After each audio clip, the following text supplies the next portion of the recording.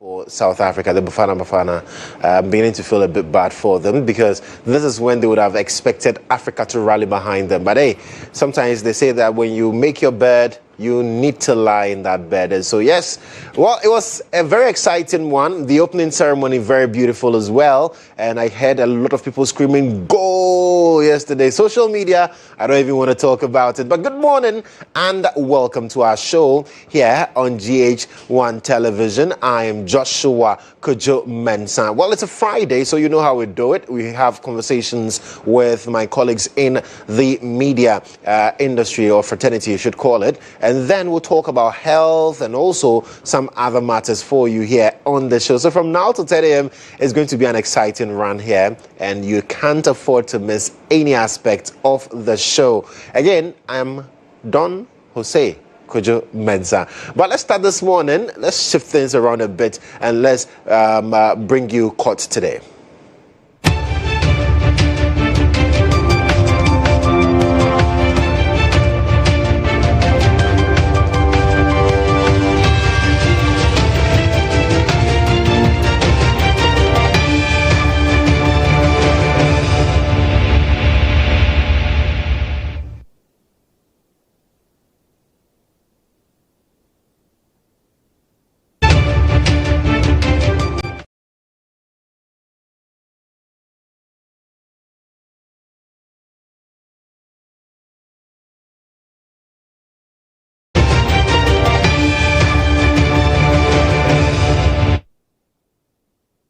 Right, so to help us appreciate what happened in court and what to expect as well, another football fanatic in the studio, Juan Mutala Inusa, has joined me.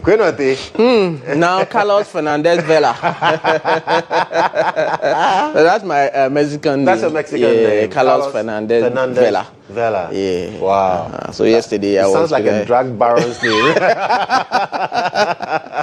So, you know I love Arsenal so much. So once upon a time, we had a Mexican in our setup, Carlos Vela. I left footer just like myself. Brilliant guy. So yesterday, I adopted his name. Just for yesterday. For yesterday? Yes, just for yesterday. Because fantastic. What Africa do Africa? I saw a post attributed to the South African goalkeeper. That is, if it's true, the quote made reference to the fact that it's not for lack of effort, but lack of support. Why? The support play for from Africans. So the support play. It was weighing on their minds. Next time they should do the right thing. So Africa will rally behind them. But talk to me. A lot of exciting things happened in the court. I mean, yesterday when we spoke here, you talked about the Untumi issue and the fact that on the 29th of July we'll be hearing the judgment from the court. But then 3rd July. 3rd July, right? July, yeah. Yes, but yesterday something really interesting just popped up. More like something dramatic, right? Very dramatic. So it is what it is. It's not clacking for Untumi. So Chairman Untumi, as we speak, has 3 different cases before the court. 3. One, the Salmon Boy case that had to do with the assignment of a concession. Yes. That one, the judgment is due for July 3. Then we have the Tano Nimre Forest case. Where he's alleged to have mined in the forest without illegal mining, let me put it that way. And the Exim Bank, where he's alleged to have misappropriated the sum of 30 million Ghana cedis through Akonta farms and all of that. So yesterday, none of those cases was up in court. None of the 3 was up in court. But what happened? In the course of the day, then we saw news trickling in, but it was something that Apiaku even confirmed to me when I engaged him earlier, when I was speaking to him about the Exim Bank. First of all, let's look at the steps that he has taken in relation to the Summer Boy concession, where the High Court has fixed 3rd July to deliver judgment. Andy Apiakubi has taken a step. And what step has he taken? Director, let's look at the motion. So Andy Apiakubi has filed a motion, and that motion essentially is to tell the court that I am no longer representing my client and Chairman Untumi in this case. Director, let's have that motion on your screen. Let me go through with my viewers right now. The fact that this case is happening and the court has fixed a date, the court, Andy Apiakubi is making reference to the fact that there are certain things that took place in the course of the trial that he disagreed with. So he's filed a motion. So look at the title of the motion, The Republic versus Bernard Ntwibu Esiakon, that's the first accused person, a.k.a. Wuntumi, Kwame Entry, he's at large, he's on the run, we have not found him, and then Akunta Mining, third accused person. Then he says, motion on notice. So now he's notifying you that I have a motion.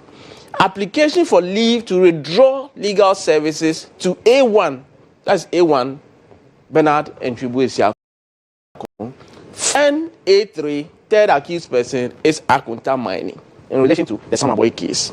He said, please let parties concerned take notice that this honorable court will be moved by counsel for A1 and A2, that's Andy Apiakubi person, Andy Kwame Apiakubi of Apiakubi and Associates, praying for leave to withdraw legal services to first and third accused person per the terms of the accompanying affidavit, and the motion will be moved on the Monday 15th June.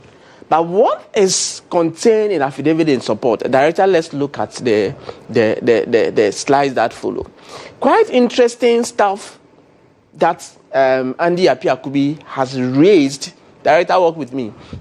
Raised in relation to the matters before the court. So first of all, he started by, that is the affidavit in support. So he started by telling us who he is, where he lives, and all of that. Yeah. And he's making reference to the fact that he is the lawyer for Chairman Wuntumi and Akunta Mining in relation to that. And he said some matters have come that he has sworn in and put before the court, things that are to his personal knowledge. So he's put them before the court. And he said, at the time that the court will be hearing the matter, he will seek the leave of the court to refer to processes that he's made references to in relation to this particular matter. But what is more interesting is the following point. That's very, very interesting that you have to pay attention to. He said, look, that upon instruction, I filed my indicated appointment as counsel for the accused person before the Honorable Court on 28th of October 2025 and has remained counsel for the accused person. So till date, he's still the lawyer for the accused person. Now, that in the course of my representation, I filed an application for orders directed at the prosecution, at the Attorney General, to produce copies of the alleged deed of assignment between first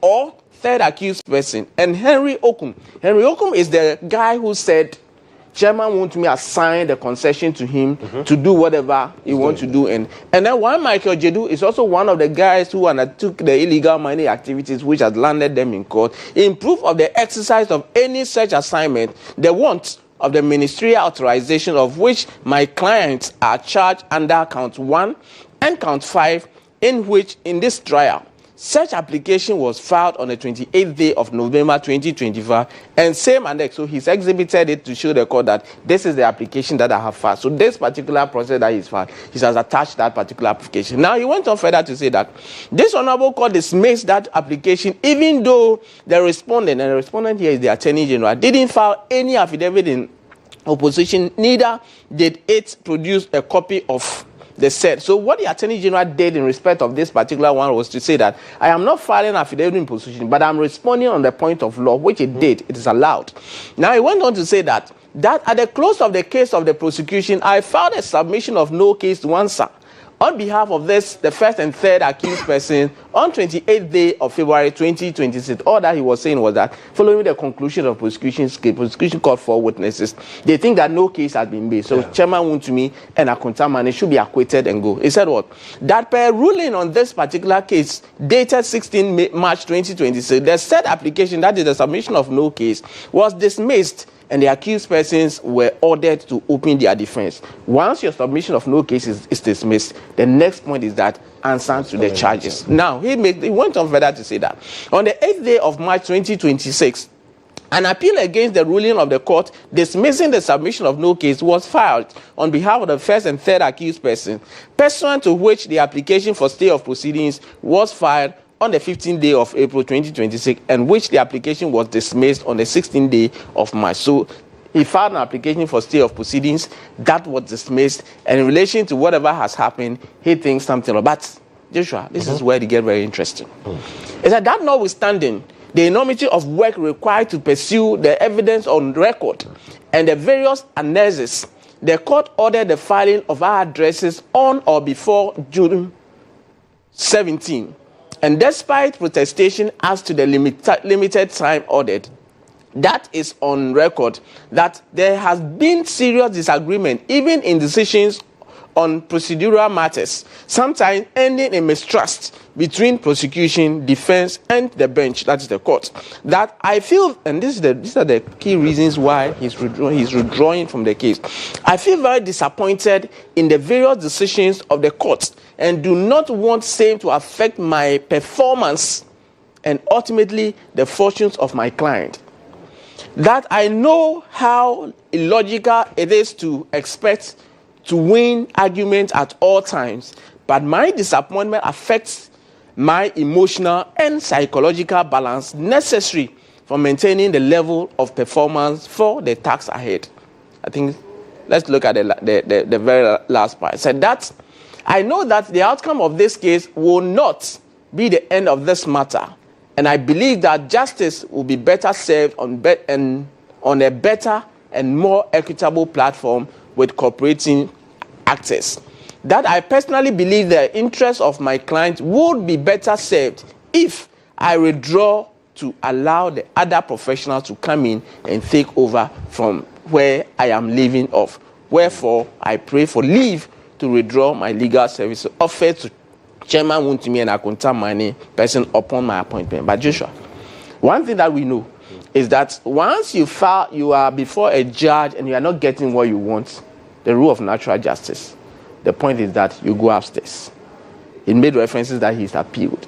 I've seen references where accused persons, lawyers are not happy with a judge, the conduct of a judge in the case, and they have filed a petition to the Chief Justice to look at it. Andy Apiakubi has taken none of those steps.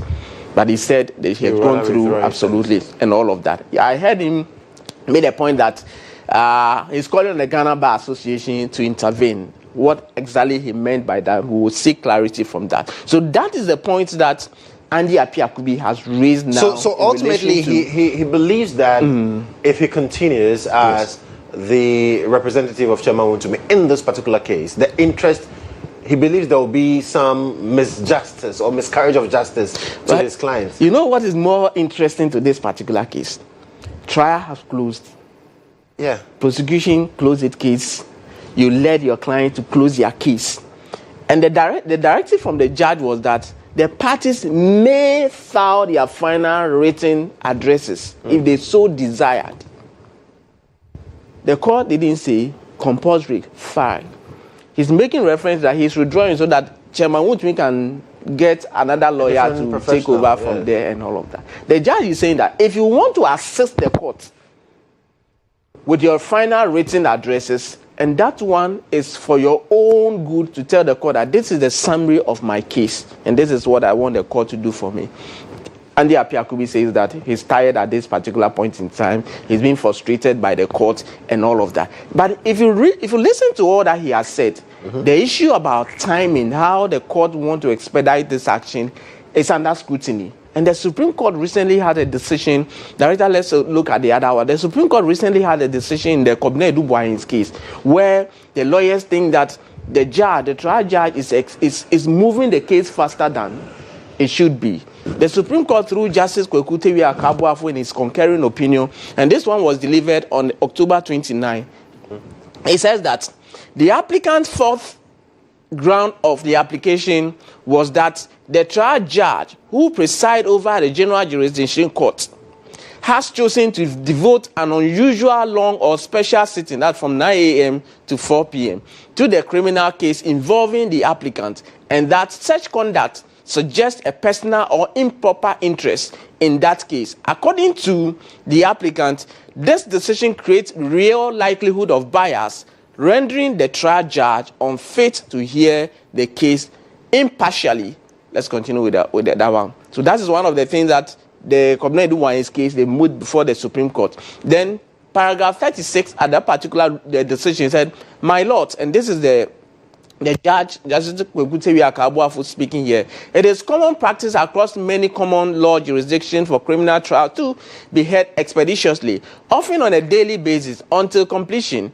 Courts frequently set aside specific days or weeks dedicated solely to the hearing and determination of criminal matters. This is because the expeditious trial of criminal cases remain a cornerstone of fair justice and a vital safeguard for the rights of an accused person. A prompt and diligent trial prevents an accused from being subjected to prolonged uncertainty, anxiety, and the social stigma that often accompanies criminal allegations. So that's one of the things that the Kwekutewi Akabuafo has raised.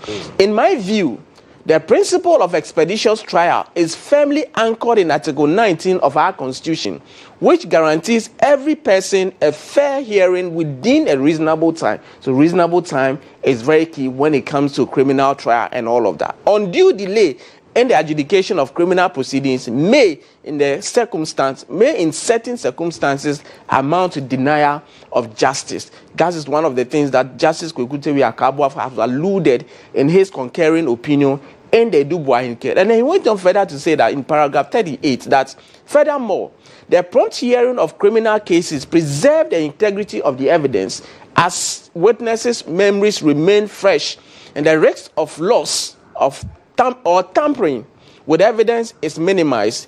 It cannot be gainsaid that the timely adjudication of suits, particularly criminal matters, promote public confidence in the justice delivery system by ensuring that the guilt or innocence of persons such as the applicants is determined without undue delay, thereby balancing the interests of both the accused and the Ghanaian society at large. And let's look at the very final one in all of that. So that is the concurring opinion of Justice Kwekutewi Akabuafo, juxtaposing why expeditious trials are very, very significant. So that is in relation to Andy Appiah-Kubi making an attempt to withdraw his service. But Joshua, that was not all.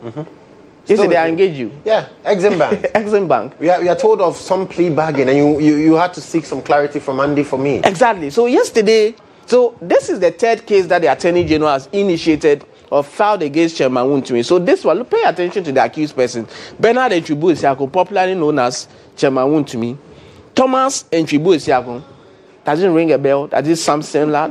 I don't know whether it's Chairman Wontumi's brother or not. We don't know. For now, we do not know. But it's at large. It's at large. That is what we are being told. It's interesting how all the second accused persons are at large.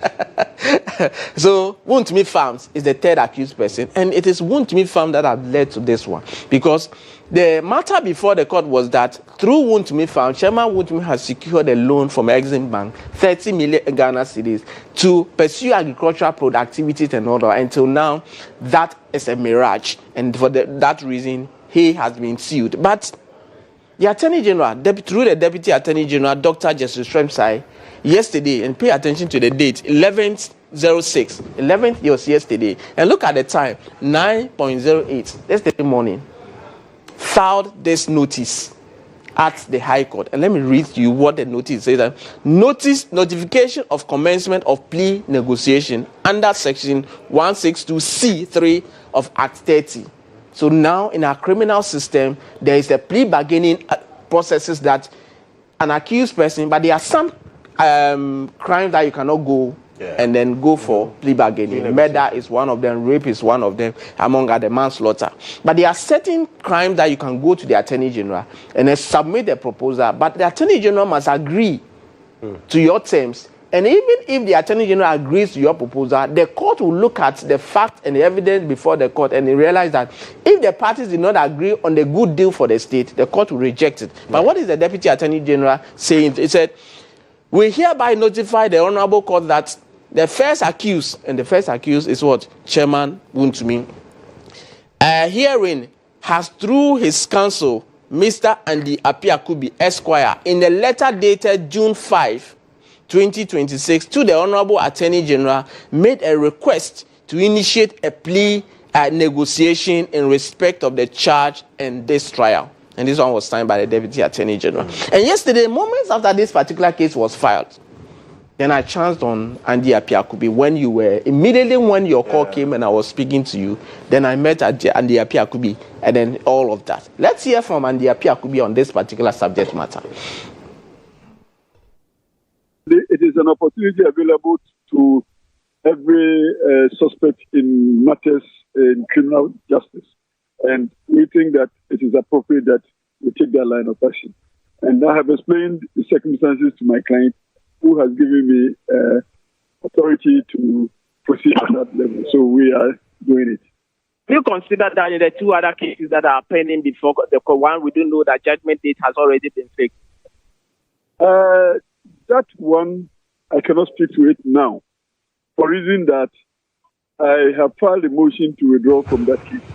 The motion will be taken on Monday. So I cannot speak to it to predetermine what will happen and what I will do in this application. But on the other one, the relationship at the Office of the Attorney General in respect of the plea bargain will... So that's Andy Apiakubi. Yeah. So what is the way forward? The way forward is that on the 15th, that will be Monday, he'll move the application to withdraw his services. On top of that, but he's not withdrawn from the other two cases. Is this one in specific? Yes, he's withdrawing from the Summer Boy one. Okay. But in respect for the Tano Nimiri and then the Exim Bank, he's not withdrawn. Okay. And so that should be clear in our mind and all of that. So in the coming days, we'll know more. Very well. Mutala, thank you so much for bringing us court today. We'll take a breather. When we come back, we'll sit and have conversations on the regional national issues.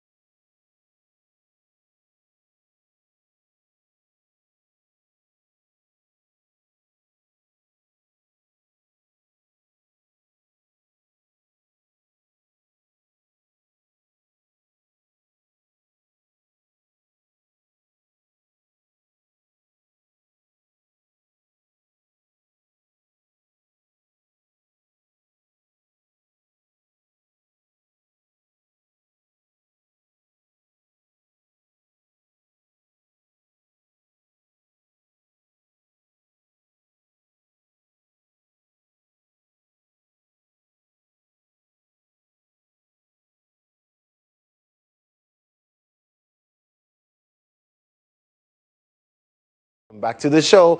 It's time to get into the conversations with the Breakfast Review.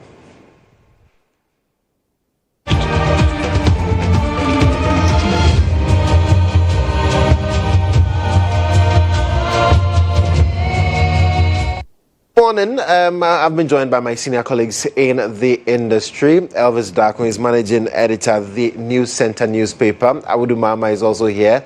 The father of the birthday boy.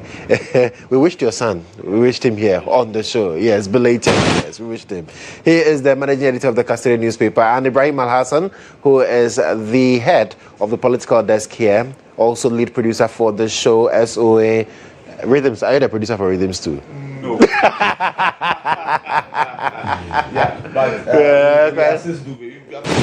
It's okay. Well, so we're getting into the conversations. Elvis, welcome. I hope you're doing better today. Oh yeah. Fantastic. I mean, last 2 weeks when I saw, I was not too happy. That one day, I was really in a serious situation. Yeah. But today I'm far better. Fantastic. I'm sure you've also been following the World Cup. Oh, sure. Yeah, so what was your impression of yesterday, the opening ceremony, and indeed how majority of Africans decided to boycott Africa? Well, I didn't even have time to. I was doing production. I didn't watch the openings, but I watched the opening match. The match was boring. It wasn't really exciting. And I think Mexico didn't really play anything really attractive football. I just think that South Africa was just not cut for the game. That was the problem. But Africans supporting Mexico against South Africa, I think they're just following emotions. Yeah, Afro-Mexicans. I just see it as, well, first of all, I see football as a game. We said it's a game. It's to actually unite people and all that.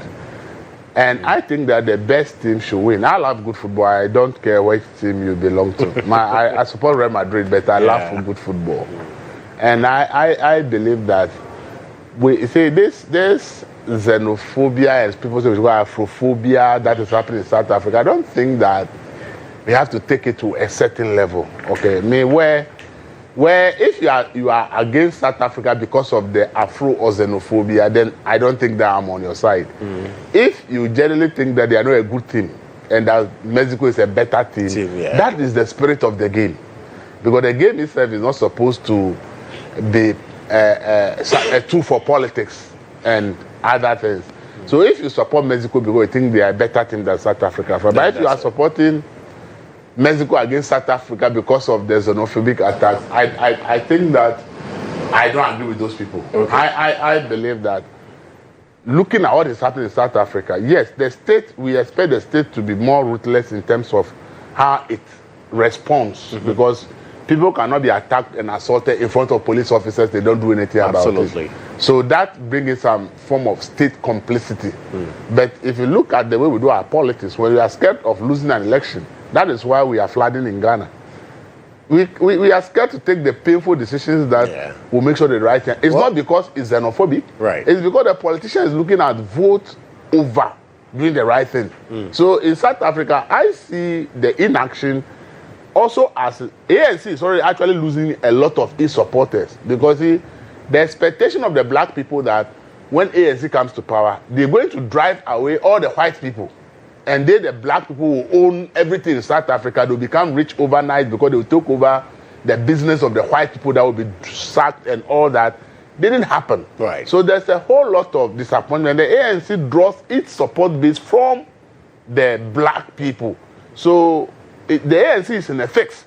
If you crack down on them hardly, you are losing them, because the other parties that are actually on the neck of the ANC and are trying to get the black vote on their side. Right. And the black is majority in South Africa, so once you get their vote, you are winning. So the ANC really, to me, is prioritizing elections over doing what should be right. And that's the problem. And that's the problem. It's not because as a government they support what the demonstrators are doing, but they are looking at it that a hard crackdown will be a message for their opponent to say, the ANC you are supporting is the one that is cracking down on you. So for me, I see it more of prioritizing electoral victory over doing what is right, which we are all doing in Africa, including Ghana. Why we allow people to build on Ramsar site, why we allow people to do all kinds of things, and we can't act as governments because The moment you attempt to act, the fear is that the people your will vote electoral against. fortunes Yeah, will be so for affected. me, let's not make it look as if the South African government is the one behind what is happening.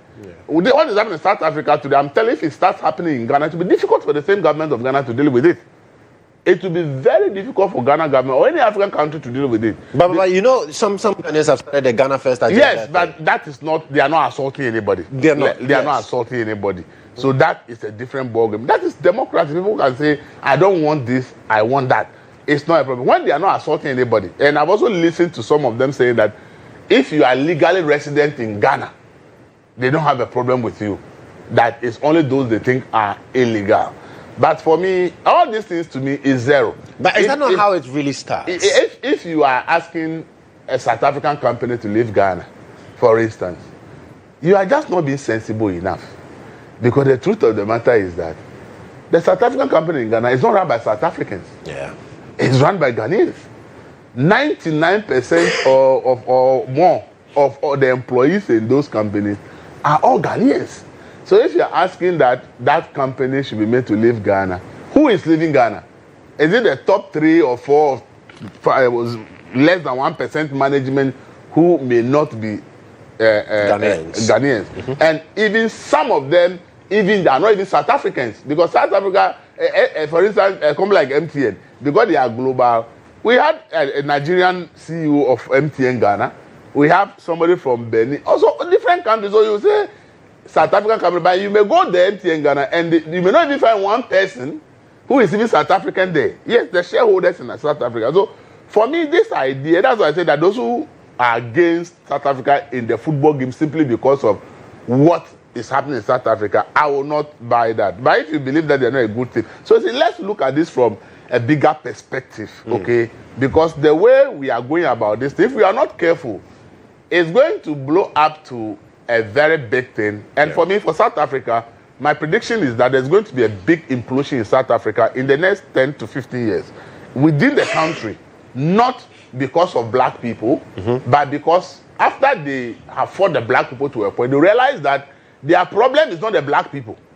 Because driving out the black people, they own small businesses. Yeah. They are not the people who are at the helm of the South African economy. They don't own the big companies in South Africa. Right. So when that reality dawns on them, then they'll realize that then the people who have the barbering shop and the hair are not their problem. Their problem is fellow black South Africans and white South Africans who owns the helm of the economy. Then when that happens, if this kind of things are allowed to fester, what it's going to be is what Karl Marx predicted. You lead the proletariat against the bourgeoisie. So you are going to see South Africans fighting black South Africans who are rich, because the argument now is that we don't have a job or we are poor because of foreigners. Yeah. But when it dawns on them that their poverty is not the making of the foreigners, the black foreigners, but rather their own people who are rich, a few at the top who owns everything and majority owns nothing, then they will now change their fight from immigrants to their own citizens and say, we don't understand why all those people own everything and majority are in poverty. And by that time, a lot of the people of the country who are downtrodden might have bought into that idea, and now it's going to be a fight between the people who feel that they are poor and the rich in South Africa, and that's where the implosion will happen. Right. So you see, the South African government itself and the people who matter in South Africa, it's important they begin to listen to the plight of the people who are leading this. They begin to look at strategies to be able to quell that. Right. But if they are seeing it as it is against immigrants today, and therefore they are quiet, I can promise them that in the next 10 years, the fight is no longer going to be against immigrants.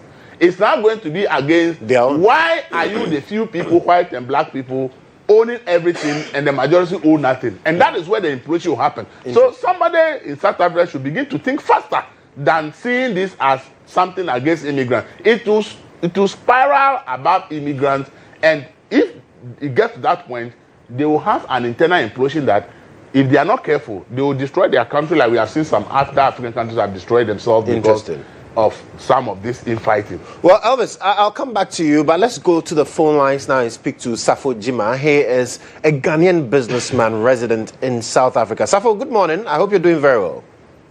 Good morning. I'm doing good. Fantastic. So, what's the feel like in South Africa, especially after yesterday's loss in the World Cup opener?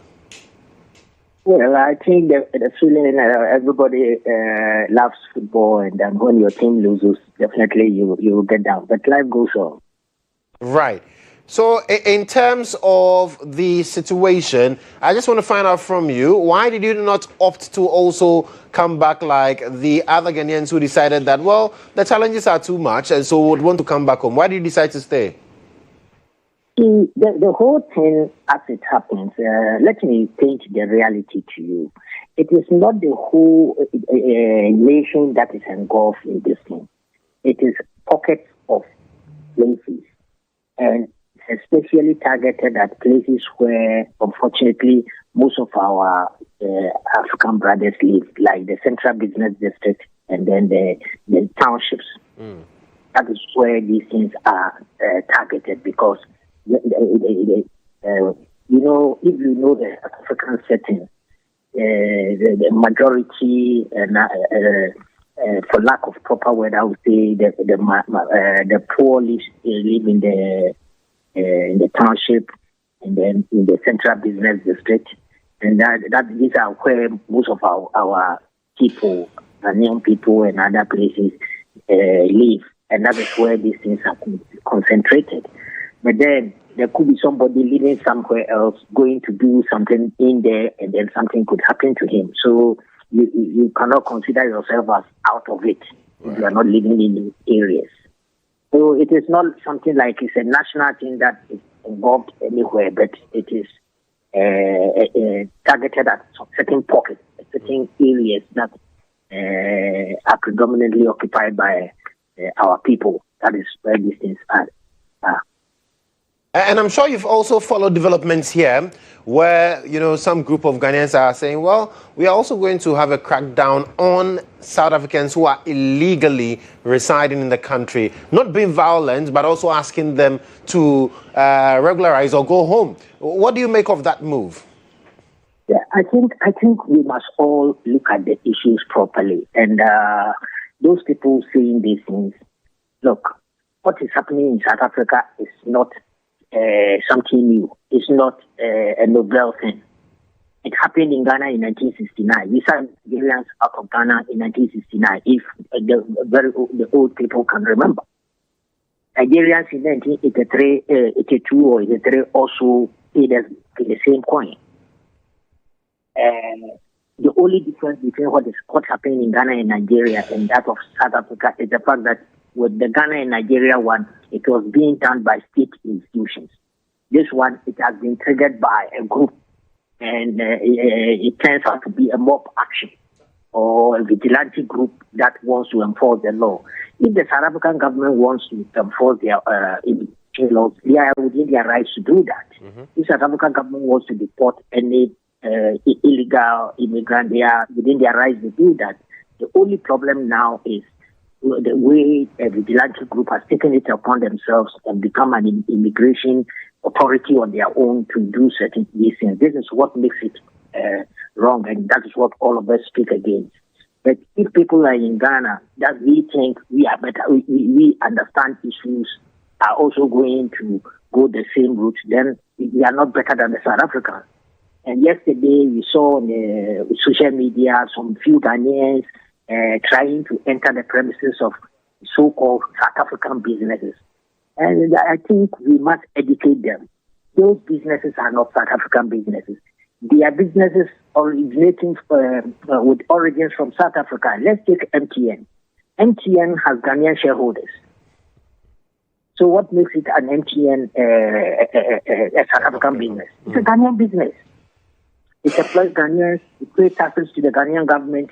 It's a Ghanaian business. From where I'm sitting, I see it as a Ghanaian business. We have MTN South Africa. That one is a South African business.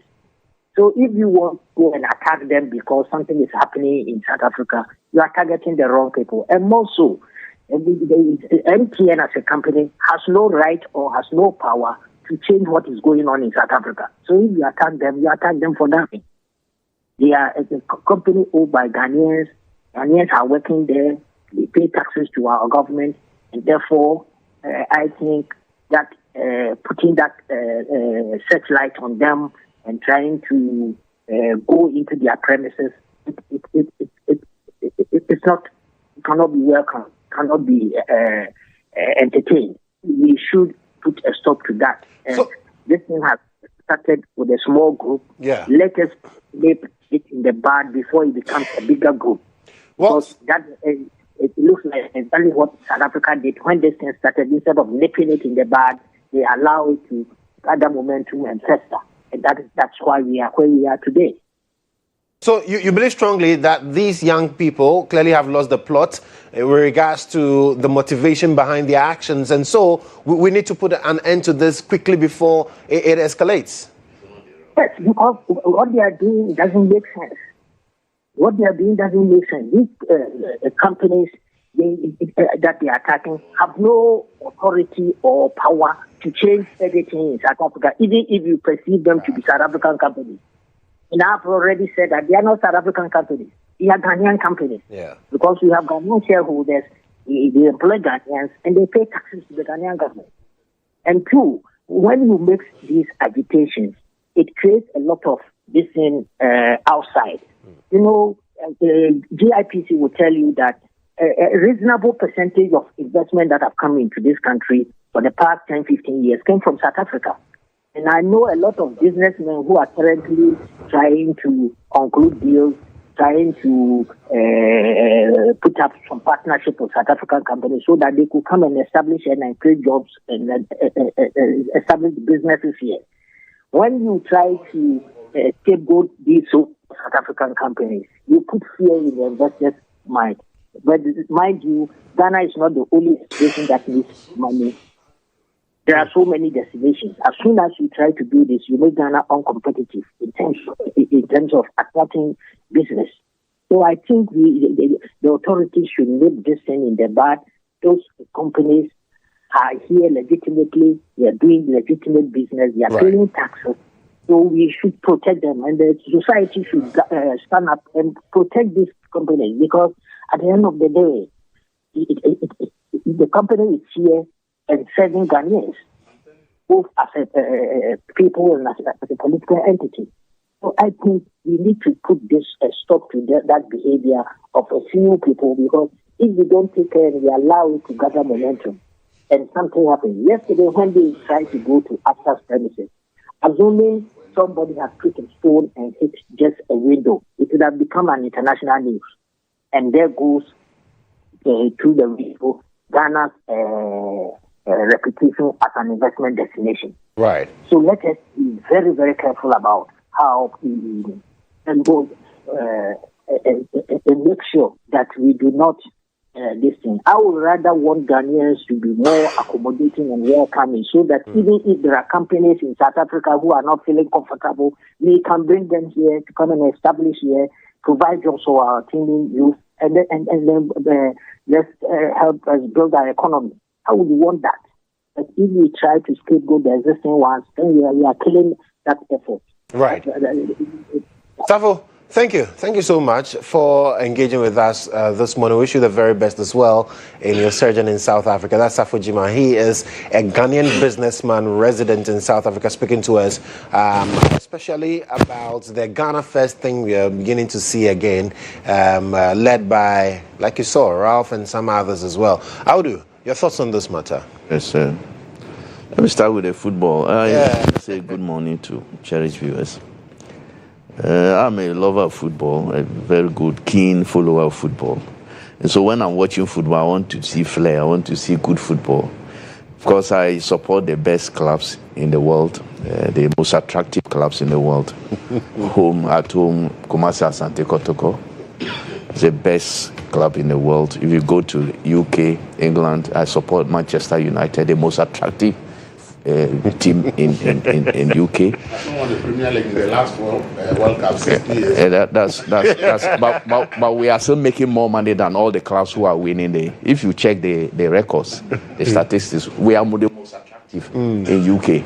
If you go to Spain, I share the same thing with Real Madrid. Unfortunately, we are going to have our coach coming back to the club. Jose Mourinho. So when I watch football, I have the days I would leave secondary school in the north and time my movement and come and watch in Accra Sports Stadium. That's how much I love football. Yeah. And so when I'm watching football, I want to see good football. And yesterday, my mind didn't actually go to this xenophobic thing against South Africa and all that. Yeah. I was looking for good football until I got home and I saw, as I was listening to commentary, I got home to watch second half and I saw people actually jubilating. People saying that South Africa must be beaten at all costs. And I look at the football. South Africa themselves, they didn't help themselves. Yeah. Their play was, they were like they were just booting players instead of the ball. And they were so indisciplined on the pitch. Probably like their compatriots are doing in South Africa. And that's how they got 2 red cards. But that was not why I wanted to watch football. I was indifferent because I wasn't supporting Mexico. I wasn't also supporting South Africa. I just wanted to watch good football. But I didn't see it yesterday. I didn't see good football. I know people are against South Africa, against the team because of what has happened in South Africa. And you cannot blame them for it, especially if you have families who have been affected in that manner. And we just saw a clip where people are being beaten, being, boxed like in a boxing ring.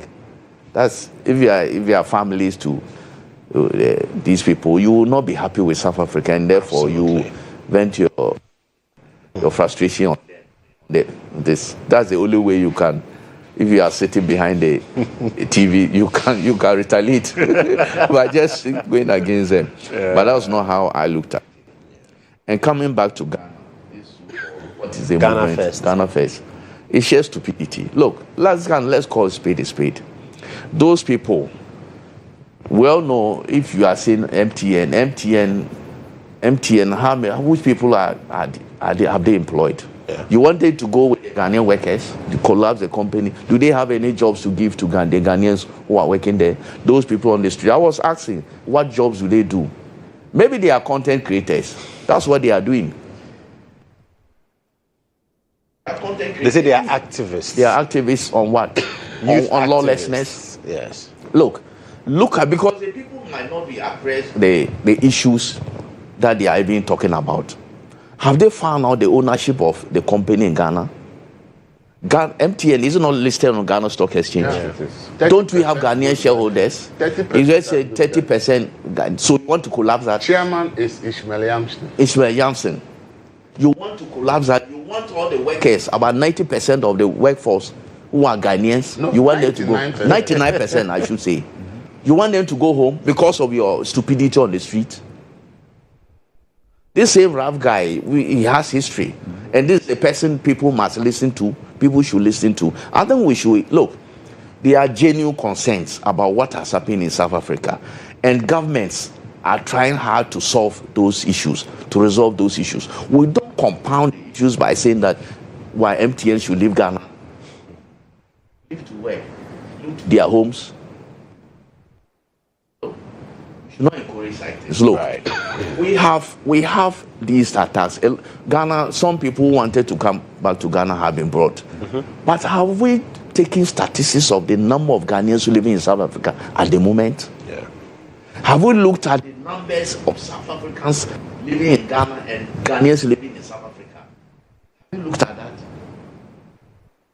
It's just a small number of people we are brought to. What are the hundreds and thousands of Ghanaians in South Africa? What are we doing to them? We're to endanger their lives. It's estimated that we have over 200,000. Over 200,000 Ghanaians living in South Africa. So far, how many people have we brought to Ghana? Are they even up to 1,000? So what are we talking about? Yeah. Look, there are real issues. South Africa, the government itself is facing challenges. How to control their people. I think I said it here some time ago. Look, African countries must find a way of helping South Africa to solve this problem. Look, he mentioned politically, because of politics, they are finding challenges in solving these problems. Yeah. But if all African governments should meet, don't we have AU? Don't we meet at Pan-African Parliament? Don't we meet at places that we can solve these issues? Look, we should not behave in a manner that the few South Africans have behaved. It's just a few. It's a group of people. Yeah. Sometimes I call the French elements. They are doing what they are doing. It is not all South Africans. So we should not let what they are doing influence us in Ghana to act in that same manner. Because we should be civil. Why are we promoting African trade? Why are we promoting free movement of goods and people in Africa? If that is what we want, we should be the champion of that. Ghana, haven't we led so many things in this continent? Haven't we led independence struggle in the Sub-Saharan Africa? We should champion peace processes in Africa. And therefore, we should not allow these people to do what they are doing, saying that they should go. You know, South African businesses that are in this country, that are paying taxes to our government, that are employing hundreds and thousands of Ghanaians. I'm sure that we may not even have that much business in South Africa. We don't. How many businesses do we have here in South Ghanaian business? Barbers, hairdressers, those things. Yes. But when you look at the caliber of people who are brought back, mostly barbers. Exactly. These are people. So we should not let what is happening in South Africa influence us. So this thing should be stopped immediately. Our government should stop what they are doing. The Ghana First people. They should be stopped. Look, let's don't entertain these things. Look, you see, they may be doing it peacefully, but I don't know what other group will spring up and do what the few South Africans are doing. We should not entertain it at all. Look, let's dialogue. There is no any case that you resolve with violence. You only resolve peace and resolve issues with peace, with dialogue. So let's forge ahead. Right. Let's make sure that South Africa government itself is helped in solving their problem. I have said it here a few weeks ago. That this is regrettable. They've been doing it almost every year. Every electoral cycle. In fact, that is it. They take the opportunity when they see that the government is in trouble. They do these things to push their agenda. And sometimes these things are sponsored. They are sponsored by political opponents. It is done everywhere in the world. And that's the problem they have. So let's don't encourage. We should not encourage what is going on here. It is something that we should nip in the bud. Right. Ibrahim, I also know loves his football. Yes, I do. And I'm sure he will tell me he also supports the best clubs in Ghana and in the world. Yes. Our coach is going to them and they are excited. Mourinho is Chelsea. Chelsea is Mourinho. And they are excited that Mourinho is coming to Real Madrid. No problem. But he went from Real Madrid before going to Chelsea. Oh, no. It's the other way around. No, he went to Chelsea. Chelsea to Real Madrid. In fact, he made Chelsea. Thank you. Yeah. Chelsea for 58 years never smelled. Thank you for the history. Cup. No problem. The bottom line is that he did it. We won the Premiership in the last 6 years. You haven't in the last how many years you mentioned? Somebody didn't win in 22 years. The person was jubilating. Yes, I get that. Mine will come. Don't worry. Get that. Yesterday. Yeah. Okay. So, in Ghana, I don't pretend. What team do you support in Ghana? I don't know why we are like opposite and opposite enders, everything. I'm a House of Oak supporter. And the reason is I was born and bred in Ashanti region. I couldn't have supported Kodjo. We can't go to school on Monday and everybody is sad because Kodjo had lost. And I'm sad too. No, I should be happy. Not everybody is sad. So that was what informed my decision. You know why? You go on. I don't want to say certain things about House of Oak. They like something that is not, it doesn't bring good name to Ghana. That's why I don't want he's going to link House of Oak to NDCU. No, not that one. In fact, they have the record. They have the record of stealing blankets, stealing bed sheets, and all that. When they travel and they lose matches. But they are the continental masters. Exactly. No, but we are the team of the millennium. Aphobia. They won both the Yeah, we beat you. We beat you. No, but we have the biggest record. We have the biggest record in Ghana. Anyway, they are all Ghanaians. Yes, all is good for Ghana. All is good. And in recent time, they are all not doing well. Oh, in fact, these days I don't even follow them. Yes. So yesterday, see, I'm unrepentant, and me, I'm not a spade. If you look at the Ghanaian Mexican supporters, he had a Mexican name. Ghanaian Mexican supporters. He's the patron. Yes, I'm the patron. Right? And you see, it's not because we felt our support will undo South Africa. Yeah. But we just wanted to send a message. Okay. And the message has been clearly sent. Okay. See, I related to a video I saw yesterday of young men being assisted to scale up a story building with a hammer in their hand, going hunting, and guess who the prey were? Immigrants. They were scaling story building, and there were a group of young people down who were helping them scale a story building, move up, and go into people's houses in search of migrants. How can you hunt down your fellow black human being? So, yes, they are there all emotional about how Africa's support doesn't matter to them and what have you. Well, the message has been sent. They played nothing on the field yesterday, so it's not surprising that they lost, to be honest with you. I've watched their pundits from McCarthy to many others on DSTV who could not even put together words to describe what had happened. Yes, during the qualification period, they played some beautiful football. In fact, they were the reason why Nigeria did not go to World Cup. So it tells you how well they played during the qualification. But for some strange reason, something might have happened yesterday, where from the blast of the whistle to the end, they didn't know what they were doing. Now, I think that you can't treat a group of people the way they treated other Africans. You can't behave the way South Africa behaved, albeit a few citizens, and expect to do well internationally. To be honest with you, I just feel that something just had to catch up with them to send them a message. And that was yesterday. That was yesterday. Now, like I said, they didn't play any beautiful football. They have lost. Chances are they are coming home. Because, South Korea won against Czech Republic, 2-1. They are playing Czech Republic next. Chances are they are coming home. I really don't care even if Ghana comes home. That message has been sent. Message has been sent to them that you cannot behave this way and expect the support of anybody. Yeah. For the first time, we Nigerians, we agree. Go on social media. We agree that South Africa must not do well. I saw Nigerians in the UK actually bought Mexican jerseys, yes. And they were celebrating. Yes. See, what is happening? We needed to rally around something. And this was it. Like I said, it might not have played a direct part in their laws, but in the end, the message has been sent to them that rein your hoodlums in. The South African authorities must rein the hoodlums in. Because what's happening is so untidy. Yeah. 5 Mozambicans have been killed.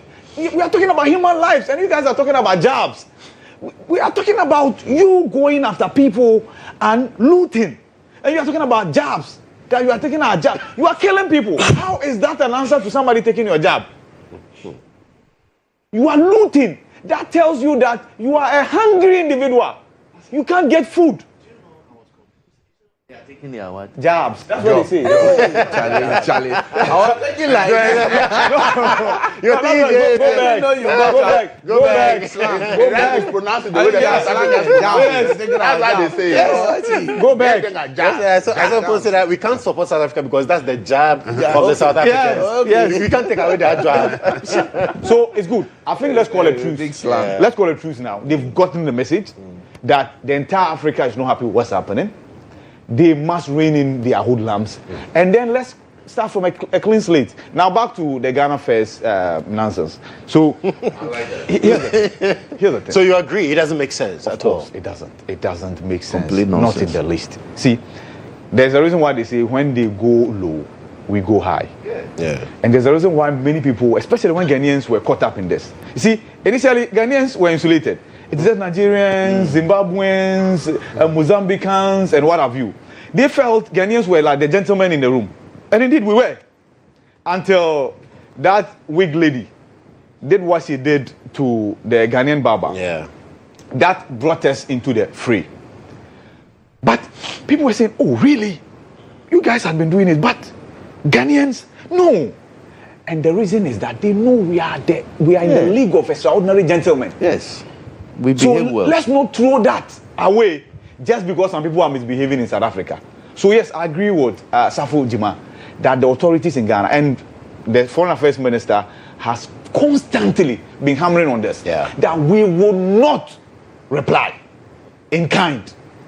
We will not. There will not be reprisal attacks. At every opportunity, Samuel Okudja Ablakwa says it. So let's rein these guys in today. In fact, if they have plans of massing up today, the police should just go there and send them back home. They should go and rest somewhere. Unless you are so ignorant about the economic happenings on the continent, you won't go on this frolic. You won't. So you also agree that they don't get the government. They don't understand. They have not. See, like I agree that they are content creators. To be honest with you, largely. Like because that Rasta man who was holding the microphone, that's what he's been doing. He's like content creator, so he will go and foment something. But there's a journalist in there. Okay, sorry.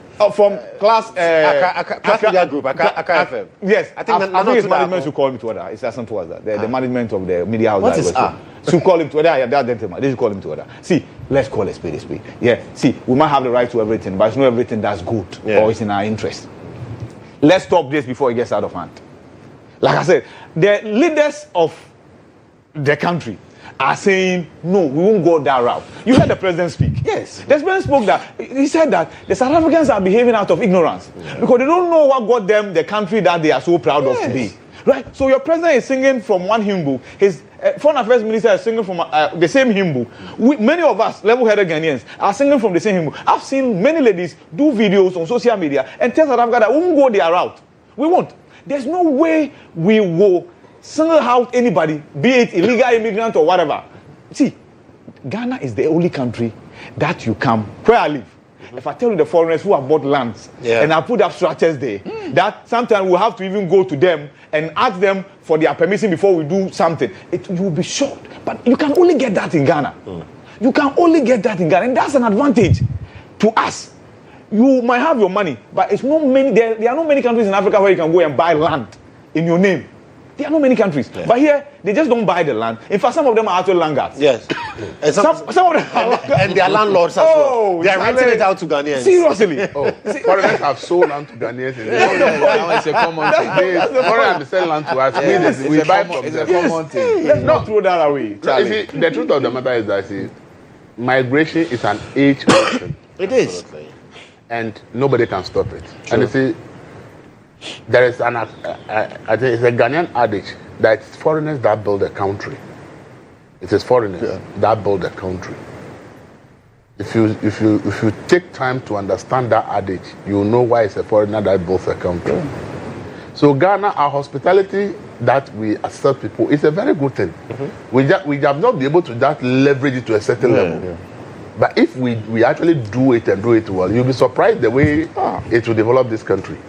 Look, what South Africa is so shameful because the blacks around the world wants to return back to the continent. Yeah. And some of them, social media, they are like, what is happening? Yeah. This is the continent they say they can call home and they can return. And if black people are being asked to leave another black country, they are getting confused. They say, then why do we have to come back? Because they are asking their own to leave. We think that is where, once we are dark skinned, that is where we come from. That's where we want to go to. Yeah. So sometimes people need to understand. Just 3 days ago, the worker unions have tamed ICE. ICE of all people. Yeah. They said if ICE will continue their raid on Friday, they are not going to do anything about the World Cup. They won't say the bars will close. Despite my man and his strength, the ICE have to say they agree that at least for this World Cup period, there's not going to be any raid on any foreigner or anything. Because if they do, they are going to disgrace the country America. The entire World Cup is going to be in a mess. Because when people come, entertainment centers and everything, they say they will close down everywhere so that they will see how people will enjoy the game in America. See, so for me, I've always said it that, see, one thing we are lacking is at the top, where we need to recognize that, look, if we as Africa decide to develop, I tell you, the next 30 years, this continent will be where everybody wants to come. Yeah. Okay? I've always said that I don't see why sometimes we complain that Nigerians are here. If you ask me, Ghana's progress is tied to Nigeria's progress. Oh, yeah. I have said if we can deploy all the security strategy we have as Ghana to help Nigeria to actually achieve a certain level of security and be able to bring down Boko Haram to a certain level, and Nigeria can take off economically, our development in West Africa will just transform. Nigeria is our powerhouse in the whole of Africa, not even South Africa. The Africa's progress, real progress, is tied to Nigeria's progress. So you see, we need to be able to identify that if we rally around country A, B, C, D, and we grow. South Africa is like the Nigeria of the South SADC, the Southern African Zone. Yeah. So all the countries of Southern Africa, they all moved to South Africa because of this kind of prosperity. But I can tell you that if we in West Africa, whether French or English, decide to rally around Nigeria and help address the insecurity situation in Nigeria, and Nigeria's economy start taking off, Nigeria begins to make inroads. Look, the whole of West Africa will become big. Nigeria is the one that can power the whole of West Africa to electricity. There will be no problem. So, I to also mention that. Look, we are not affected by the war in the Middle East because we are taking fuel from Dangote. Okay. Dangote's refinery. The amount of gas Nigeria has underground can power the whole of West Africa for the next 100 years. If we really plan well and they harness it well, we will not have power problem. And we'll be paying less for electricity in the whole of West Africa. But if they themselves don't have enough electricity and we are not able to help solve that, how would they want to let the gas flow to come and solve our problem? Right. Do you understand? Right. In terms of crude oil, Nigeria is the leading producer in the whole of Africa. I think there are 6 in the world. Almost 2 million barrels a day. The current statistics. If we're able to help Nigeria overcome bunkering and stealing of crude, and that money is saved for development, part of the development will come to Ghana. By all means. Some will go to They are coming here. They some are will go to Nigeria and Niger. So you see, what we have not been able to really harness is to look at which countries are the growth pools. Yes. How do we rally around those countries? I tell you, if we make Nigeria what it is, half of Ghanaians will go and live in Nigeria. Yeah. That used to be the case. And a lot of Nigerians will come and live in and will be living peacefully. Because there are skills that we are good at that will serve the Nigerian economy and serve it well. The Nigerians know they are not good at it, they are not interested. And there are things they do so well that we also need. They will come and just provide that service. I don't know if you've noticed how we are having a lot of influx from the Togo, Benin area when it comes to POP. Yes, they're good at it. Thailand. So that is how we should look at it. Yeah. So if we, as a continent, decide to make progress, South Africa is for SADC. Nigeria should be for West Africa. Let's look at Angola in the mid there. Let's go to Egypt for the top there.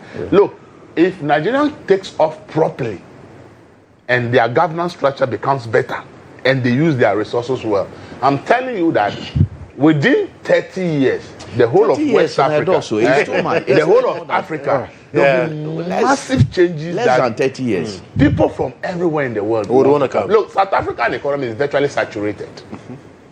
What they produce, the things they need to sell to other countries, else their companies will not make enough money.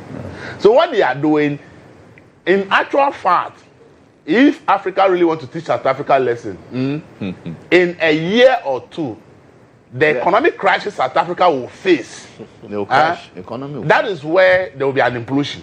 Because what they are fighting now is a lesser evil. If the economy breaks down more in South Africa, it will create more anger among these Gen Zs who really do not think like you and I. They have their own mindset. Right. So a little boycott of South Africa alone within a year or two, South African products alone, will cause more problems. But we don't want that because it will disrupt the whole of the Southern African region. That is what we should prevent. So that's what I'm saying. The reason I think the South African problem is a problem is that it is not like somebody, the guy spoke to Ghana and Nigeria. Ghana and Nigeria were government-led. They were government-led. People who didn't have opportunity to mess up the system. Ghana actually didn't ask Nigerians to leave. No. It says that you are given 2 weeks to regularize. Yes. But if you fail to regularize, then you have to leave. This is what people do. They say we asked them to leave. What was said was that regularize your stay in Ghana. It was a period of but the period of 2 weeks where people felt that it's too short. Yeah. Okay, and then Nigeria retaliated. But this was South Africa. It's not a government-led, so it's not controlled. No. So the challenge in South Africa, which people don't know, is that the blacks are the majority, but they are the poorest. Of course. The richest that you see are all in the hands of a few people. Yeah.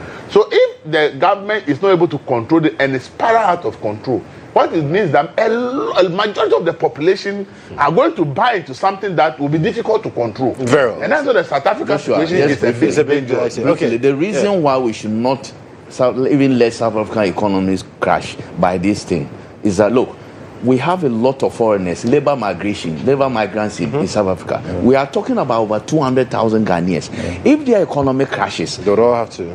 Where would they be going? They will now be thinking about coming back to Ghana. And this our economy. Can we take 200,000 people and find a job for them in Ghana? So we should stop. We should let. Look, I have said that. Look, the governments of Africa should come together and make sure that, as you've been saying, what is happening in Nigeria, the security situation, how are we going to help to solve it collectively? What is happening in South Africa, how are we going to help to solve it? Even the Sudans. How are we going to help to ensure that there is peace on this continent, so that there will be free movement of goods and services? That's the only way. Because all of these things are even hampering the Africa. It's affecting us. We can't trade. You can't trade. And even traveling. If you have to travel to some African countries, you have to go to Europe and come back. African continent. And the truth is that when you go to South Africa, you sympathize with the blacks. The country is about 90% developed. If you look at from Port Elizabeth to Cape Town, the country is like Europe. But when you see where a lot of the blacks live, it's so bad. And I think that is a problem the South Africans have to look at. But it's something that government look. They need to look at improving the standard of life. Look, we cannot. This cannot be blamed for. This cannot be blamed for what is happening. Look, I'm not since 1994. I know. I'm not saying that what is happening is enough excuse. I am saying that if you live in a country and almost 90% of the country looks like Europe, yet the majority of the population live in settlements that really you can say that this is really inhuman. But that's where governments will also have to come in. That's what I'm saying. Because since 1994, needs to look since 1994, South Africa has been controlled by the ANC. Yeah, understand it. Yeah. And that is the issue. So that is their problem. Anyway, the final one on this, so that we can come and do I think we should come home. So here's the thing: the 90% of the developed South Africa that they talk about was done before the country was handed over to the blacks. Yes, and that's why South Africa still remains the biggest economy in Africa. That economy was built by the 10% who are now controlling it, and that they are the whites. The reason why they will not make the white a target is I'm not sure South Africa is the biggest economy in Africa. It is. Oh, no, it is. Just Google. It's the biggest economy in Africa. It is. Just Google. Nigeria too. It is. No. Just Google. It is. Okay. South Africa is the biggest economy in Africa. No, it's the most developed economy. If it's not the biggest, it's the most developed. Both ways. No, just check. Both ways. It is. Because, like you mentioned, their manufacturing sector is up there. Yeah. They manufacture a lot. In fact, they manufacture than anybody. Cars. Before the Nissan and Co decided to come to Accra and assembly, they were manufacturing cars in South Africa. It was like the economic hub for Africa. So when Europe, Americans, they want to come to Africa, they will go to South Africa. The weather is good. In some parts of Southern Africa, it even snows, right? So why do you think that? Well, so South Africa is actually the largest economy. Yes. The GDP is over $400 billion. Yeah. And they're the wine industry, automobile. That's mentioned perfume. They are the biggest. Everything is manufactured there. Exactly. So it's been built. That economy has been built before it was. And the agricultural sector is solid. That's it. See, you want to go to their winery and what have you. See, Charlie, it is developed. Unfortunately, the challenge is with the management of the development that was handed over to we the blacks. Years down the line, they've not been able to evenly distribute the wealth. So the white people have their own enclave and they have actually locked themselves there. If you go there, they will shoot you. It's a fact. And that's why they will not go there and misbehave. Right?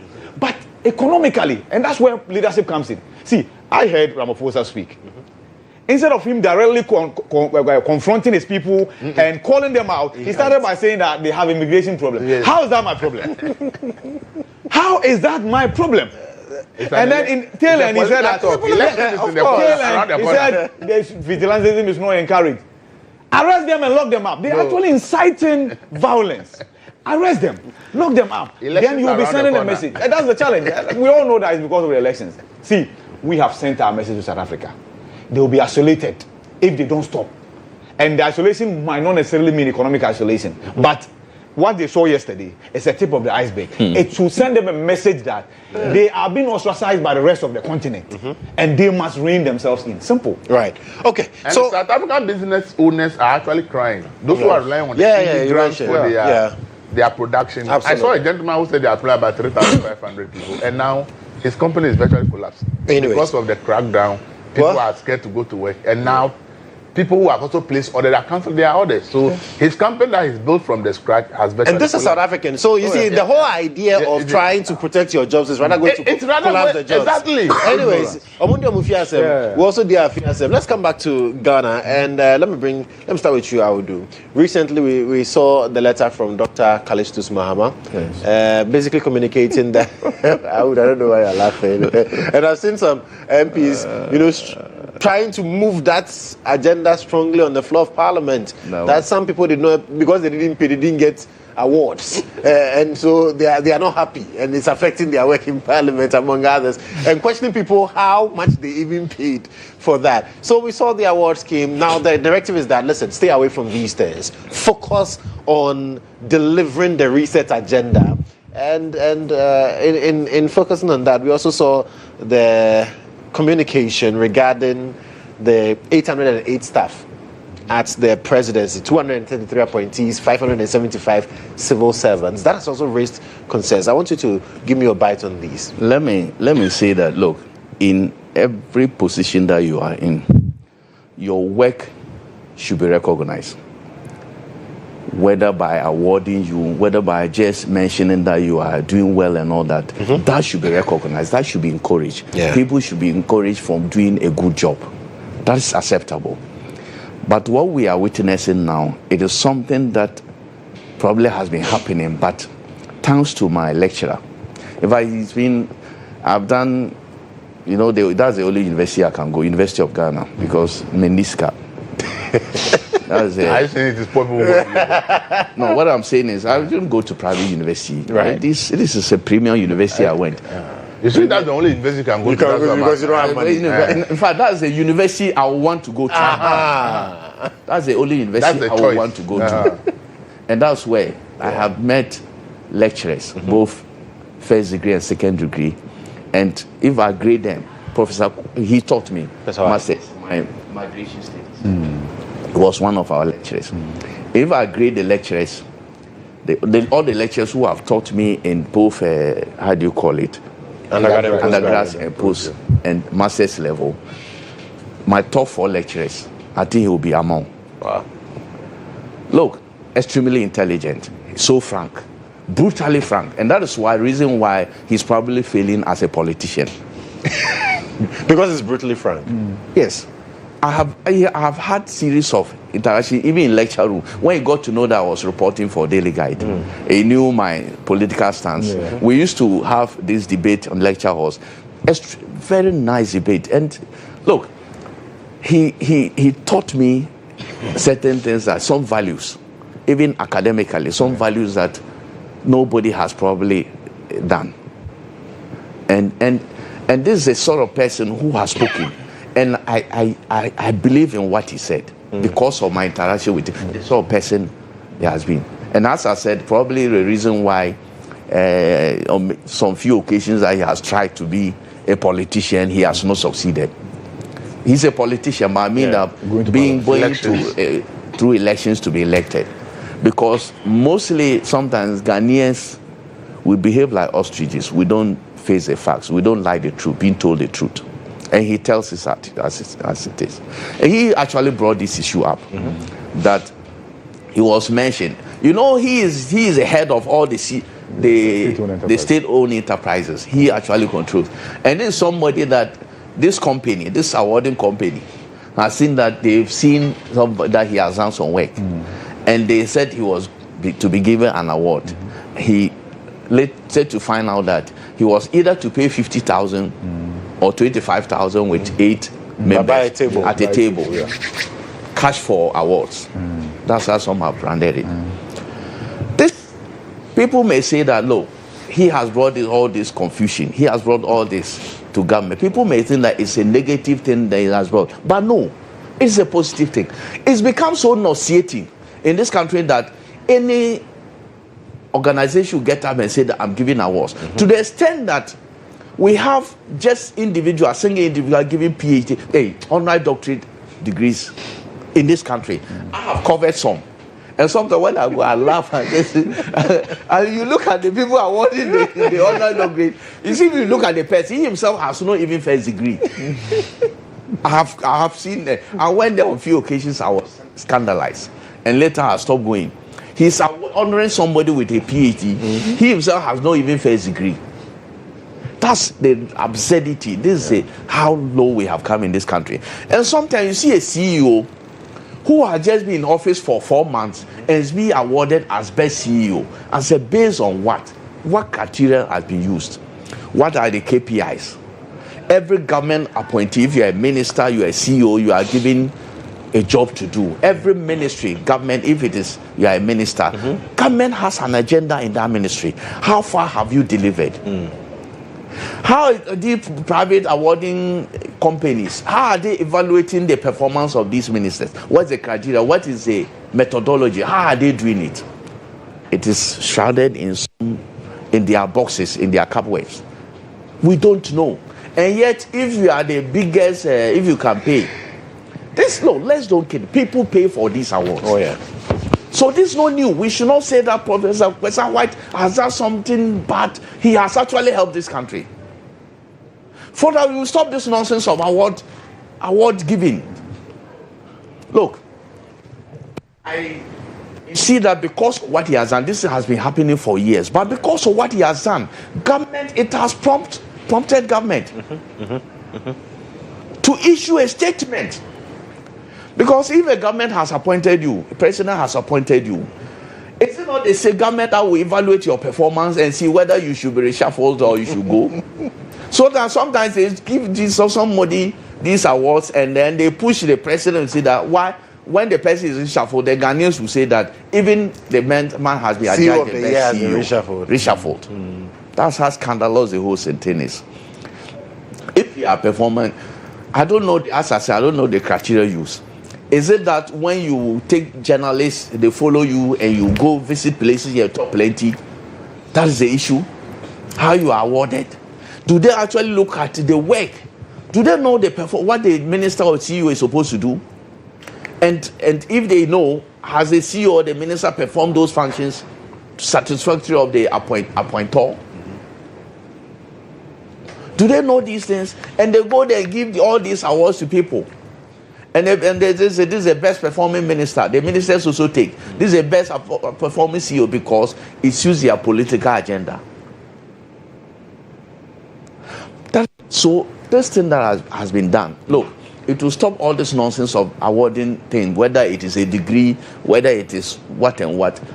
That's why sometimes when you struggle hard to get your PhD, you don't write doctor. These are people who have decided to write PhD. Because the doctor now, everybody gets it. Everybody, somebody who cannot speak English is a doctor.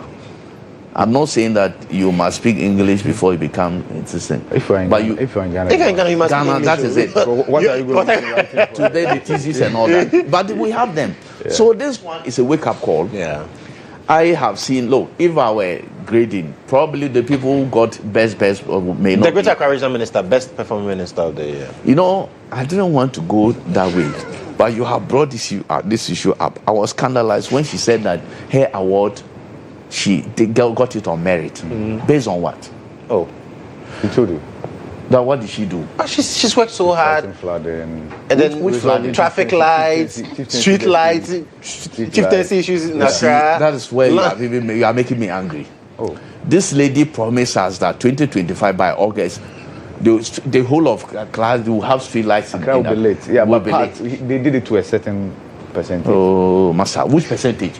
Show me the route that you pass and there's light. Show me. Show me. Greater Accra is virtually in darkness. Greater Accra, simple fixing of a street light. She promised and she couldn't deliver. So what criteria did they use to give her the best minister? Look, I didn't want to go there. Then don't go there. It is not about chasing cameras and going to enter water. Yes. When the thing has already happened, you go and enter water, they hold your hands and drag you along. It's okay. Don't. Is that what you use? Don't bring that, I beg. It's okay. I would bet you are there. You are there. I said I didn't want to go there, but once you are No, never go there. I'm sorry. I'm sorry. Joshua dragged me there. I said the last time she did something, I came here and I begged, pleaded for her. Yeah, we are rewarded. We did, two of us, and he didn't. He didn't, yes. But probably he knew why he didn't. I mean, I was facing the facts. The facts will always. And you see, it's so annoying. If I'm the appointing authority, she will probably lose her job. Today, I'm saying it because if your president has recognized this fictitious award, this useless award, and said issue a statement warning. It's been there since. I know. Okay. But that's why I said. I said it's been happening over the years. That's why I'm praising my professor for it. For bringing this thing out. Did I say it started yesterday? No, I'm just reminding you. So I am saying that if the presidency says that this is it's so bad, just the following day, you say that yours is deserved. It's based on it's based on merit. Spoke at the event. After the event. Yes. You see, we all we all felt that she granted an interview afterwards. No, we then discovered that it was after her award. The media people spoke to her, but the following day that after she picked up the award. Yeah, after she picked up the award. I was under the She spoke before they said yes. Even that she didn't merit it. I don't know how she got it. Maybe she probably paid more than the 50,000. So all the regional ministers. A+ also got an award. He said he didn't pay. A+. Which award did she also get? He got best performing lawmaker. You see, today also. Charlie. So all the regional ministers. Or they say best, you are parliament. They say best lawmaker parliament. Yes. Kwame A+. No. Maybe Kwame, right. Best because look, he's been visible. Yes. Visible where? Goma first. So you see, that's why we need to see the criteria used. Because if it's about lawmaking, as for lawmaking, he's out. But if it is about visibility in his constituency, the impact there, that's why we need to see the criteria used, the methodology. Okay. Because these regional ministers, we know all these 16 regions. Mm-hmm. So she is the best regional minister. Right? Yes, Greater Accra. And now, we also have this. We have the best performing minister. Yes. Yes. And we also have overall best performing minister. That's Ato. Yes. So I'm asking, maybe my good friend, the finance minister's own, includes all ministers. Yes, all of them, including the regional ministers. So they segregated first regional ministers, first ministers of state, and then they put all of them to overall. Yes, that's what but you see, it's my mind that a minister will be the best minister when it comes to ministries, which my friend Ato is part of. Amabua was the best performing minister, right? Yes. He didn't deserve the overall. Yes. But he beat, at that level, he beat Ato. Yes. And yet Ato is the overall. Does it make sense? That's a valid point you raised, though. Does it make sense? Oh, no, but did I create that one? Because I like that. You are the one who organized that one. Because maybe you're a patron. We are categorized. That's what I'm talking of. We are categorized. I think has nothing to do. I don't know. These are rhetorical questions that you should not attempt to answer. I am asking. We have the company categorize the awards, the big events, the regional ministers, ministers of states, and then lump them together. If he did not lump them together, it means that nobody will be overall. And I'm asking, Amabua is in the same category with Ato. Yes. Amabua beat Ato at the ministerial level as the best performing minister. But when you lump all of them together, it's Ato. When we went to overall, I think what they should have been the overall best appointee. Yeah. So that covers the CEOs, the regional ministers. So that it is the way, probably they should have done it, the best. They should have, you don't do. No. So I'm saying that probably that would have been a better way to grade it. Have you seen the absurdity of the whole process? No, we get that. That's a suggestion that probably. Don't suggest that way because you didn't do. Or you want me to ask you questions? We'll create our award. You want me to ask Let's to create our award. So ask you for let's go to IB. We have to form an award committee. We have to organize that. So you see, the presidency has issued a statement. Yes. Prompt. Yeah. Following what my Professor White's revelation. Yeah. And I'll say it again. Let nobody, including NDC, to blame me for what is happening. Because he actually saved this country and saved the integrity of even the ministers themselves. Yeah. He has helped this country so that this nonsense will not continue. Anybody gets up. Look, I have, as a newspaper editor, I have refused to publish this. He knows he has done so too. Somebody becomes CEO for 4 months and they say he's the best CEO. And they bring the story to you to publish with a very big picture. So you look at it, it doesn't make sense. You refuse to. The DVLA boss also won. Yeah, he wants best CEO. Yeah. Yes. You see, you have brought another man. Oh, he's okay. Do you know number please? The man has tried with. He has conceded that there are defects and they are addressing those. So based on what did he win the best CEO? And then he posted. It's okay. We cannot address this. We are not organizers now. See, Joshua has actually increased the revenue of DVLA by miles. Hey, that thing. Do you know DVLA revenue? When a DVLA was digitalized, it moved. No, from a certain percentage to a certain percentage. I get that, but then he has come and he's. But do you know the number of cars that have registered under this in 2025? Take away the fact that the revenue has gone up. That's the point. So revenue has gone up. That's the basis. I was trying to create the criteria for that. No, I'm not creating anything. It looks like Ibrahim knows more about the awards that we do. Right. It's a patron declared. All right. It's a patron that was declared. Not too much about this award. These two people, they have to give us some information. Me, I don't go. Because I've seen that, look. As I said, it was a good intervention by government to stop this nonsense. The successive governments will have to... Look, there have been recognitions by government itself. Previous governments that appointees, that this government, this appointee has done so well that I even give you a national medal. Don't we do that? Don't we do that by the appointors themselves? Why do we allow charlatans who parade themselves as award givers, charge people? You know what happened? There was even a serious one that a company in Cambridge somewhere also said he was giving award to the International Financial Intelligence Center. FIC. Okay. That they were giving award to the CEO. Yeah. And when he spoke apparently spoke on air, that they were charging, is it £50,000? Yes. For them to this somebody, I am doing my work in Ghana, you live in UK somewhere, and he said I have done so well, you give me an award, and yet I have to pay £50,000 for it. Together. And they have said he has to travel, take plane fare, and go and sleep in hotels for them to give him the award.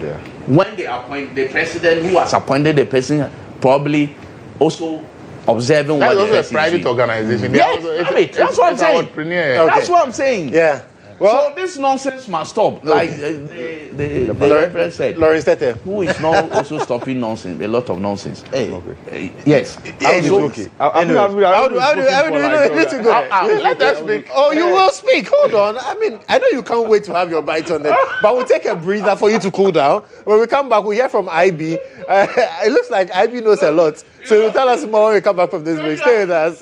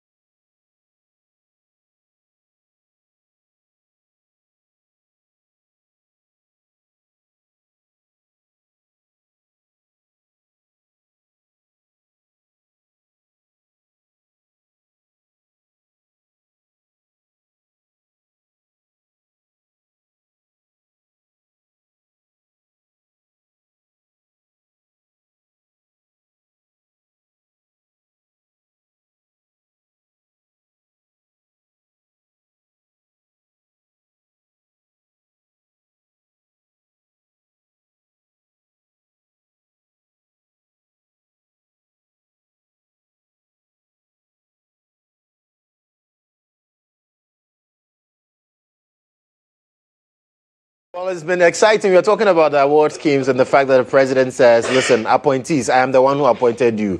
Stay away from these awards. When the time is right, we'll know who is deserving of what and what is not. Ibrahim Al-Hassan, it's your time to have a bite at this He knows so much about the awards. So when he mentioned DVLA, yes, I've been following DVLA for a while, right?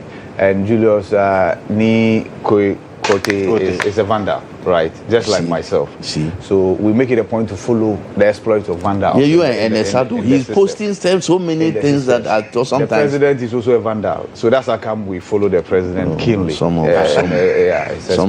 Thank you. Now that I have annoyed you enough, we built University of Ghana. We did. Let me Farmers, we built University of Ghana. No, keep building.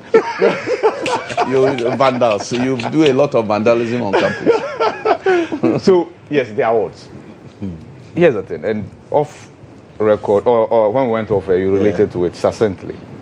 It's about the validation economy. There is a whole economy on validation, and people want validation in many things that you can imagine. Right. So appointees equally want validation. Somebody to tap them from the back and say you are doing well. Right, they might not be able to trust the immediate people around them because they might be sycophants, right? They might want to tell you what you want to hear. So if there's any external body that taps you and says you are doing well, to them, it is a pat in the back and it's a shot that they can carry forward. But here's the thing.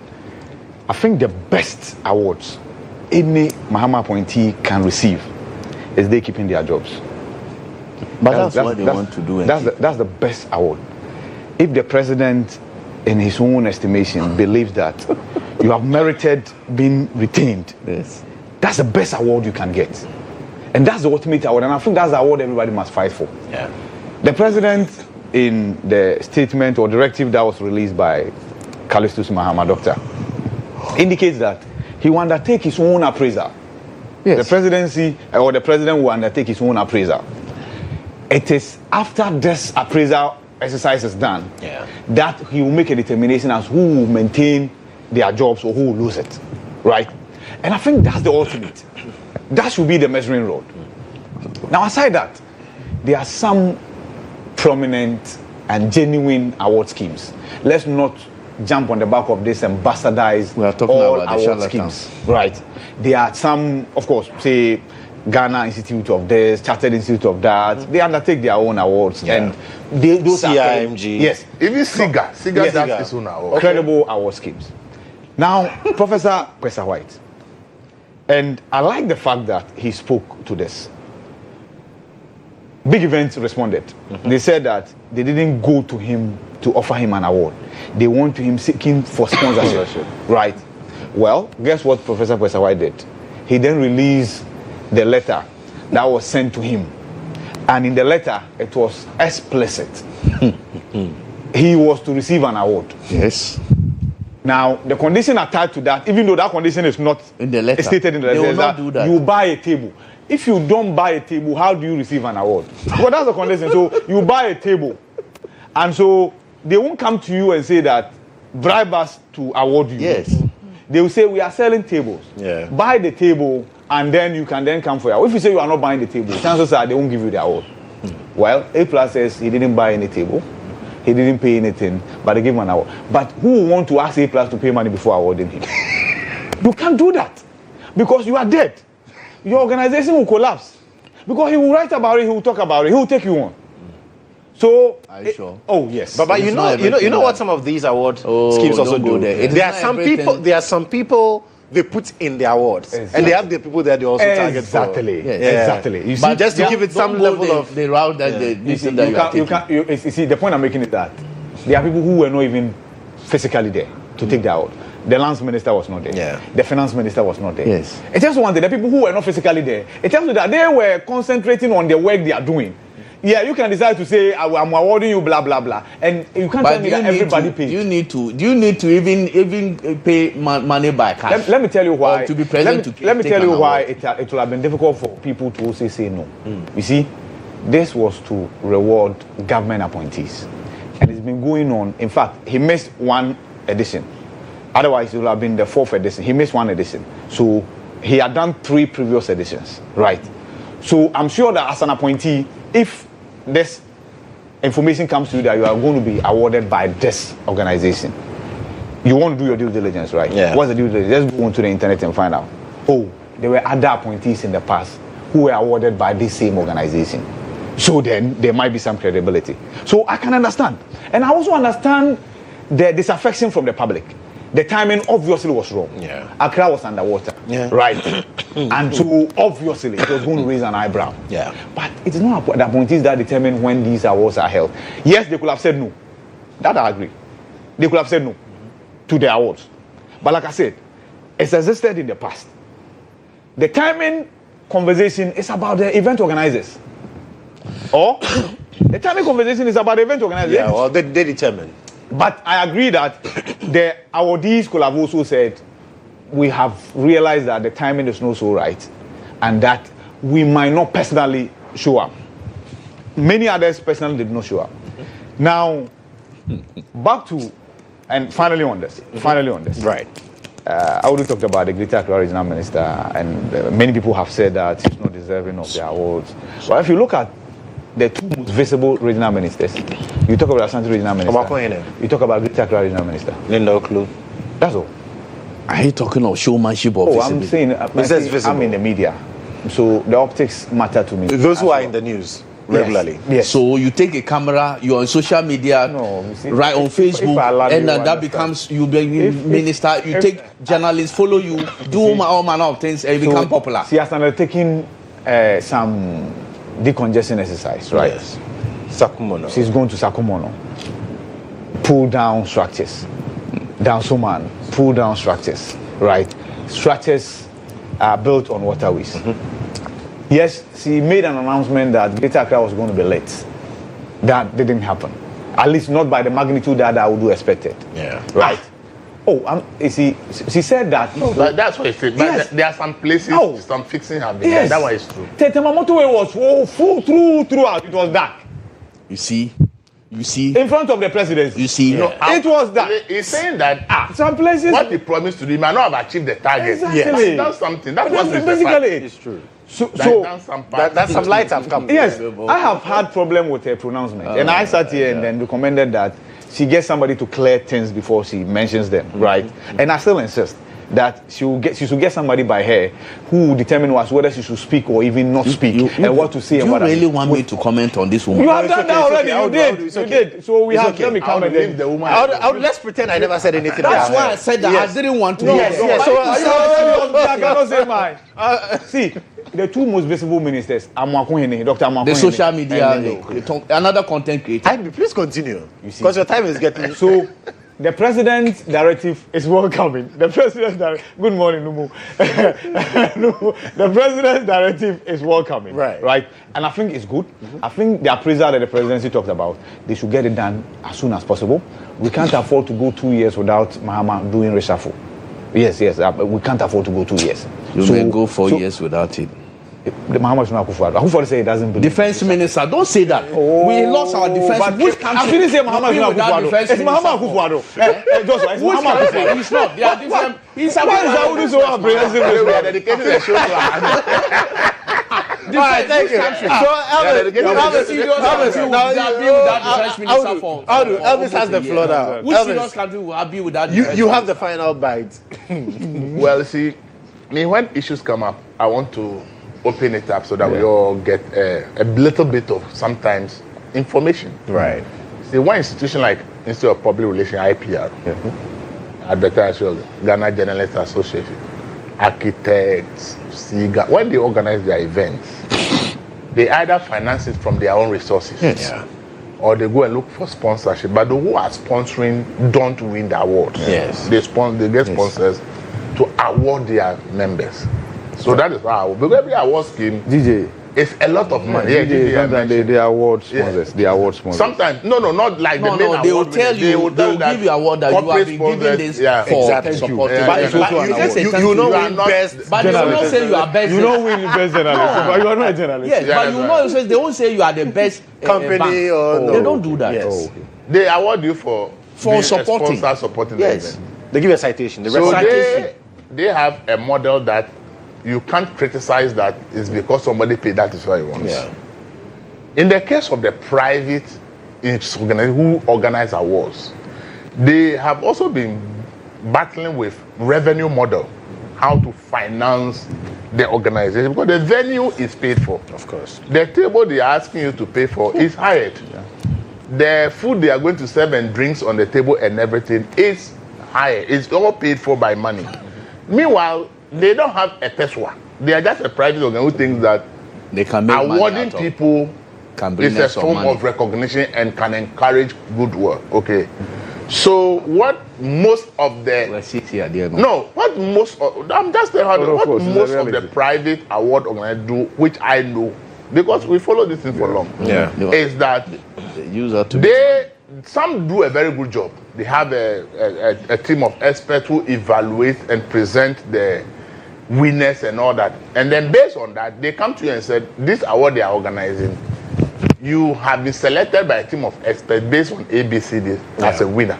The criteria however, because the organization of the entire event comes with money, and they are private or they don't have money, they will be glad if you can sponsor the part of the award by this, or if you are not capable of sponsoring, if you can buy a table.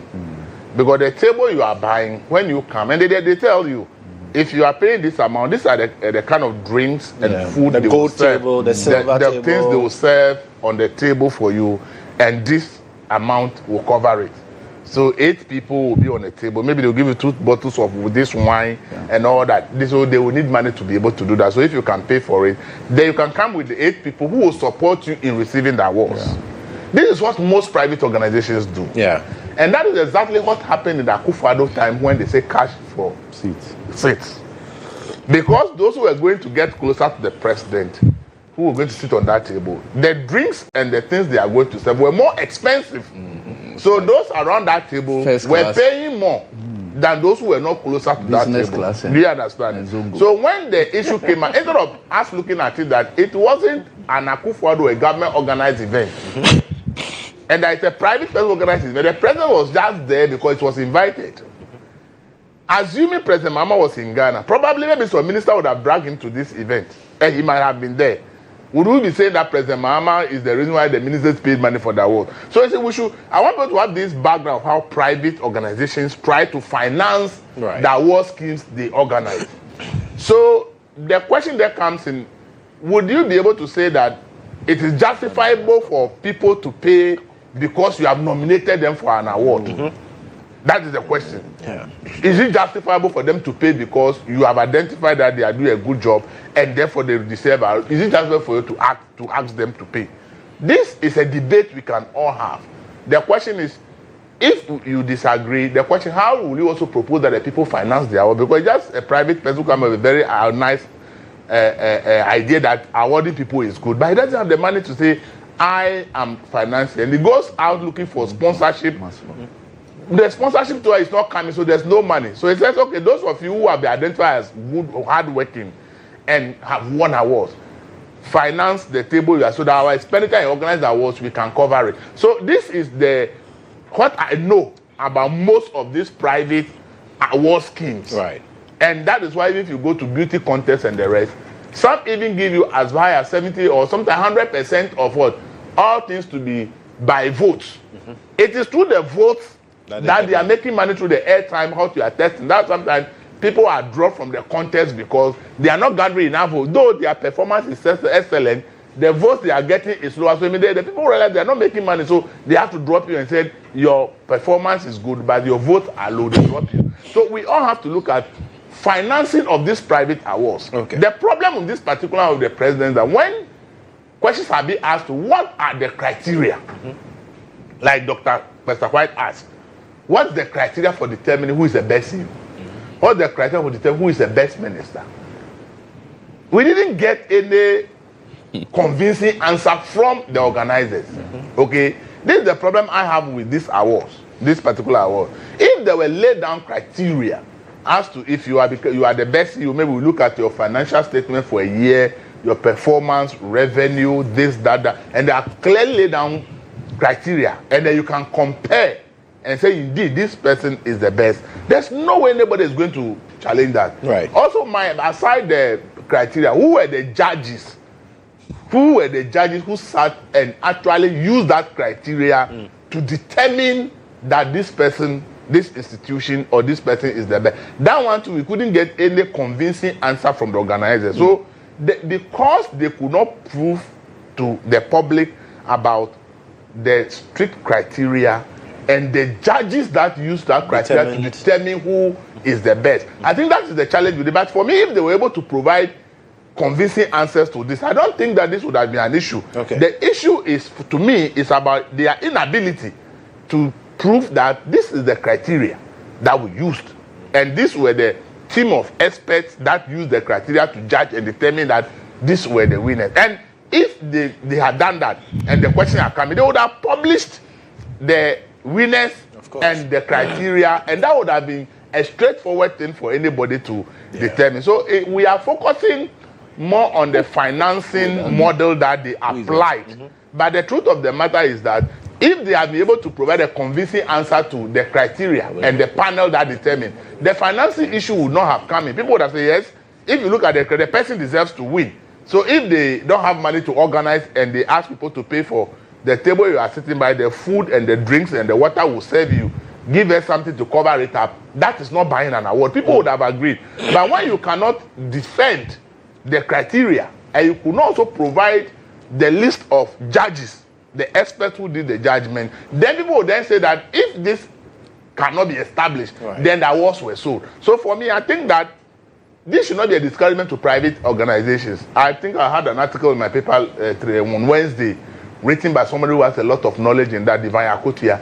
Everybody should read that. He established criteria and processes that you could have used to determine public sector performance. And then if you apply that criteria, you could easily determine that this is a good performer, this is a bad performer. So all award winners, I would suggest to them that they should get that article and look at how the guy actually explained how to determine performance in public sector. And they can continue with the award. Everything starts from a point. They may have had some gaps, but I believe that if they learn lessons from what has happened, they do it. I don't think that the presidency will. In fact, if they had done what I've said, the president will rather be happy. And the presidency may even be using their criteria now to even actually determine who and who in government is performing. Because the presidency may not even have the time to structure all that to be able to determine that. So I think that is an opportunity rather for them. And anybody wants to do a similar thing, if I do it and do it well, will become a standard for government to be using to judge their appointees. We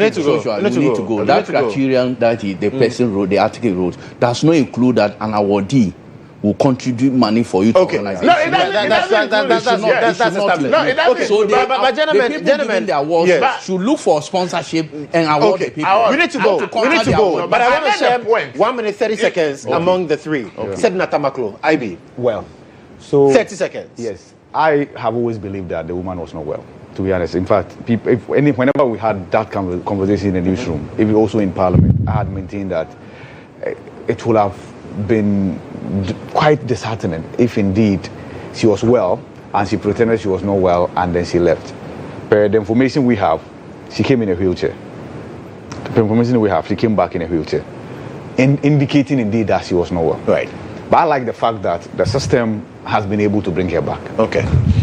What is interesting, and I'm sure viewers will have to pay attention, as to whether she secures her freedom or she serves the 10-year jail term, right? Yes. Her lawyers have already kickstarted a process to appeal. Before the appeal is even heard, I'm sure they will put in an application for her to be granted bail. Yeah. Right. I want to find out the Minister for State in charge of Government Communications related to the fact that she had been given to the police and then the prison service. They were processing her. Many people are asking, okay, so where has she been kept, right? Has she now been released to the Ghana Prison Service? Right. The prison service, I think, should be able to give us information in that regard. Because there are conspiracy theories that will run, and if government is not aware, they will start running as to whether indeed, as we speak now, where no court has set her free or has granted a bail, is she in detention or she's been freed? Right. Where exactly is she? Okay. That question must be answered. Right. That's your 30 seconds. Audu. Yes. 30 seconds. Briefly. As for sickness, I don't know. I cannot challenge that because I've heard that she came on wheelchair. So I cannot challenge that her medical condition. I cannot doubt that. But what I can convincingly say is that this system will grant her bail because her counterpart, Daniel, is it Azim or Daniel Azim? Yes. He was sentenced for 5 years. 5 years. He went to jail for some few months. He's been granted bail. Of course, it's appealed. He appealed. Yeah. But this woman also do the same. I'm saying that a similar thing may be done. The law allows that. I want you to also indicate that the law allows that. But did I say the law doesn't? Okay, thank you. So you are interpreting what I'm saying. I'm saying that I see a similar thing happening, unfolding. And she may also be granted bail. And we'll see how the final determination of the case will. Because when you appeal, the appeal will have to be determined. So we'll see what happens. Okay. Elvis, 30 seconds. Well, I have not seen her. I don't know where she is. As IB said, the state must come clear as to where she is. It's very important. This case, then the government should be very careful.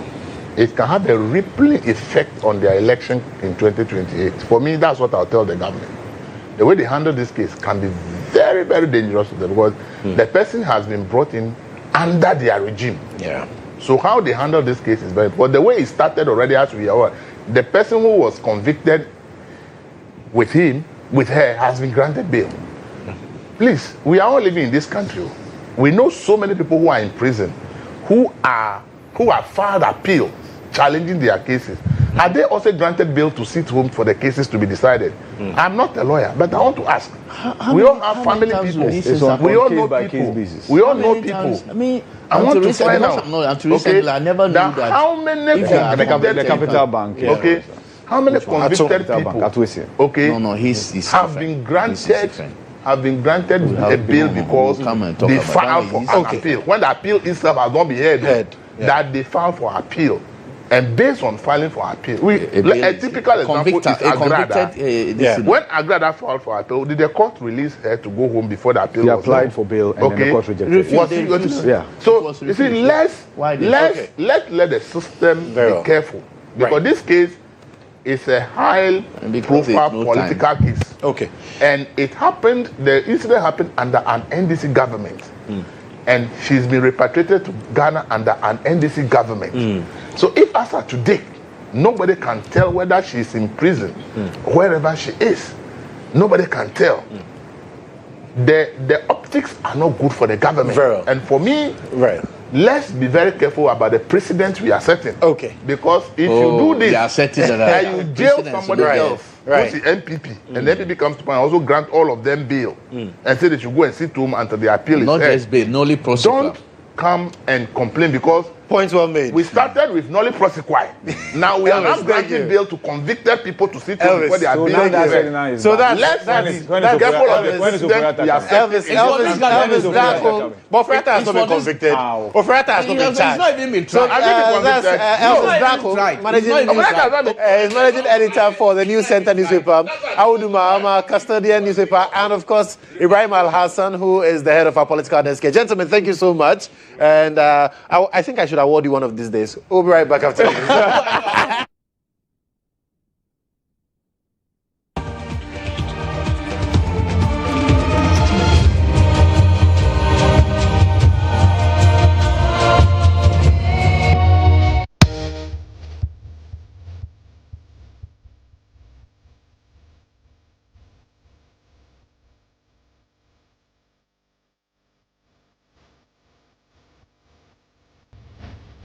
I hear the birds singing, now my alarm singing. Get up, get up.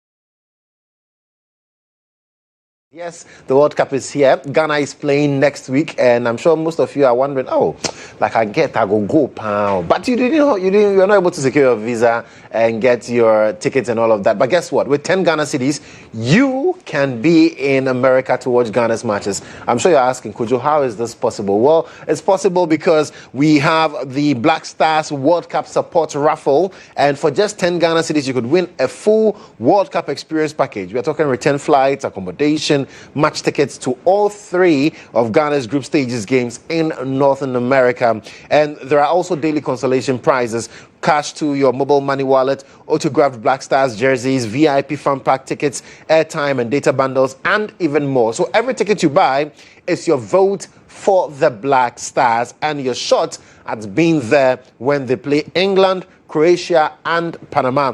So just dial *899#, that is *899# on MTN, Telecel, or Airtel Tigo, and for just 10 Ghana cedis, you can buy a ticket. But remember, the more tickets you buy, the more chances. It's just a matter of probability. So the more tickets you buy, the more chances you also have of winning this package. So 2 winners will be chosen every day, and then they would get to go to Northern America to watch Ghana's group stage matches. Remember to dial *899# or visit ghworldcupraffle.com, and your ticket is waiting. Yesterday, some of you watched the matches in pubs and other places, but you see, nothing beats the comfort of watching the match in your home with giant screen, proper sound, where you can feel every kick, you can hear every single thing. You can even tell the referee, this decision was wrong, because you saw it on an amazing screen you have at home. And that's why Compute Ghana says that you need to rush to any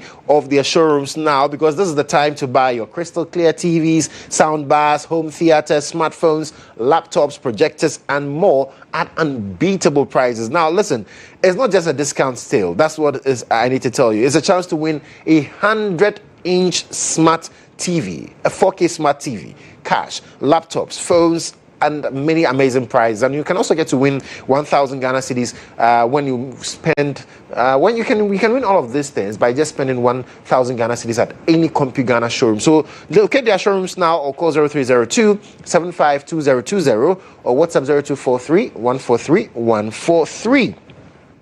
Dr. Evan Sefa is here in studio with me. He is the medical director at Great Kingdom Medical Center. They've been doing amazing things. Doc, welcome. Thank you, sir. I hope you're doing well. I'm doing much better. It looks like I went on leave, but you're looking fresher than me. But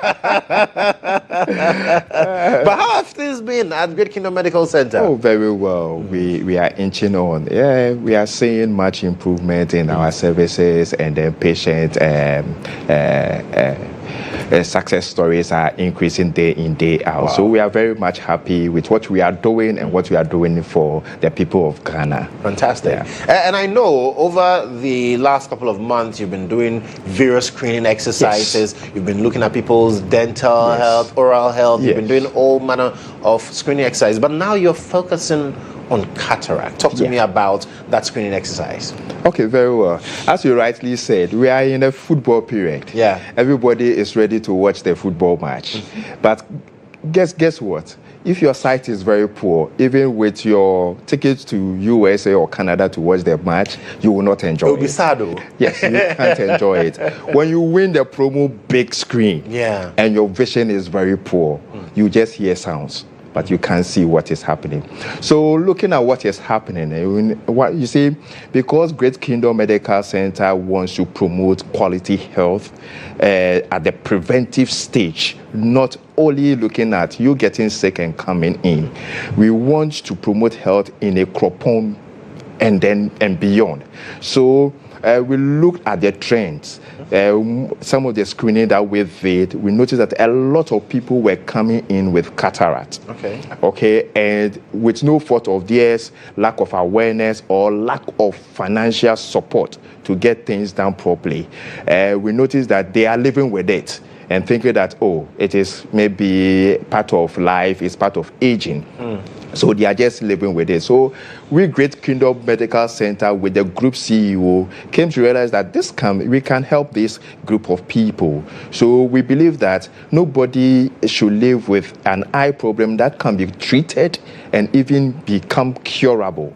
And we notice that cataract is becoming one of the major concerns of a lot of people within that catchment area and even beyond. People came all the way from Koforidua, Western region, Eastern region, Greater Accra, okay, and they live with cataract during the eye screening program as part of the composite screening program that we did. Yeah. So management thought it wise that why don't we offer some help if this thing can be done, okay? And, at the benevolence of our group CEO, he said, okay, fine. If there's little that I can do to support these people, is to get them get their surgeries done. But no, once you are going to do free surgery for a group of people, others will also come in. Yes. So we decided that, okay, let's open it up. We are going to offer a free eye screening program. And then when we pick people with cataract, then we enroll them onto the free cataract surgery program. So there's a free surgery aspect to it. It's not just screening people. It's not just a screening that you have cataract. No. So this is your situation. Then you tell them, if you like, you can come. If you like, you can go. No. You're also going to provide surgery for them. You're going to provide surgery for them on the 2nd and 3rd of July. Okay. Wow. Yes. So we are going to provide comprehensive care. As I always keep on telling you, we believe in holistic and comprehensive care. Right. So it's not just about telling you that you have cataract. So yes, go and find money and come. The person came because of their screening. A greater number of people who come for such screening may not even be aware that such condition exists. And a greater part of them also do not have the financial muscle to have the full treatment care. So when we weigh the situation, we thought it wise that let us provide like a composite treatment package for them. So we are going to have a screening program scheduled for 2 Thursdays, the coming Thursday and the following Thursday. Okay, so this the next Thursday, that's I think 18th of June, and then 25th of June. That's when the screening exercise. That's when you walk in for eye screening, you'll be screened. As soon as we pick you to have cataract, you'll be enrolled per your willingness to join the program. You'll be enrolled onto the free cataract surgery program, which will occur on the 2nd and 3rd of July. Fantastic. But as we're having the conversation, I'm sure people are wondering, okay, so what is cataract? Okay, very well. Cataract, by the local parlance, people refer to it as a tear. Okay, a tear in the eye. To stretch it to some extent, even people may think it is even a pulse, cocoa in the eye, but that is different. Okay, cocoa doesn't occur in the eye. So a tear or cataract is when, you see, we have a natural lens within the eye globe, which helps us to see, just like the way I'm wearing the spectacles. The spectacles has a lens that is helping me see or improve my vision based on what I am suffering from. The same way, we have a natural lens that make us see. It redirects the light that comes into our eye to the retina. So this lens helps us to interpret what we see, okay, direct what we see into like a template that interprets what we see. Right. So when this thing becomes cloudy or when this thing becomes impaired, okay, because or it becomes hazy, then it makes trying to send the light rays to the retina very difficult. So it's just like me wearing spectacles and you come and block it with a dark screen. Right. I can't see anything. Even though I have my retina and everything functioning, I can't see because I have something blocking my eye. So that is the simplest way I can explain a tear or cataract to the layman. Interesting. Okay. And how common is it? Because you mentioned earlier that, well, you were doing composite screenings, general screenings, and you realized that people were walking in with that condition without some not even knowing. Yes. How common is it? It's very, very common. very, very common, and it has become a public health issue because a lot of people think that maybe blindness is part of aging. Okay. So the conception is that as you are growing, then your eyes are losing its ability to see well. But when it comes to cataract, it is a situation that can be treated and even be cured permanently to improve your eyesight. So a lot of people lack the awareness. And so those are the reasons why we have a lot of people living with cataract. First and foremost, they think it is part of aging. Blindness is part of aging. So if they have issues with their eye, they don't seek help. Others that also seek help are being told that, oh, you have cataract.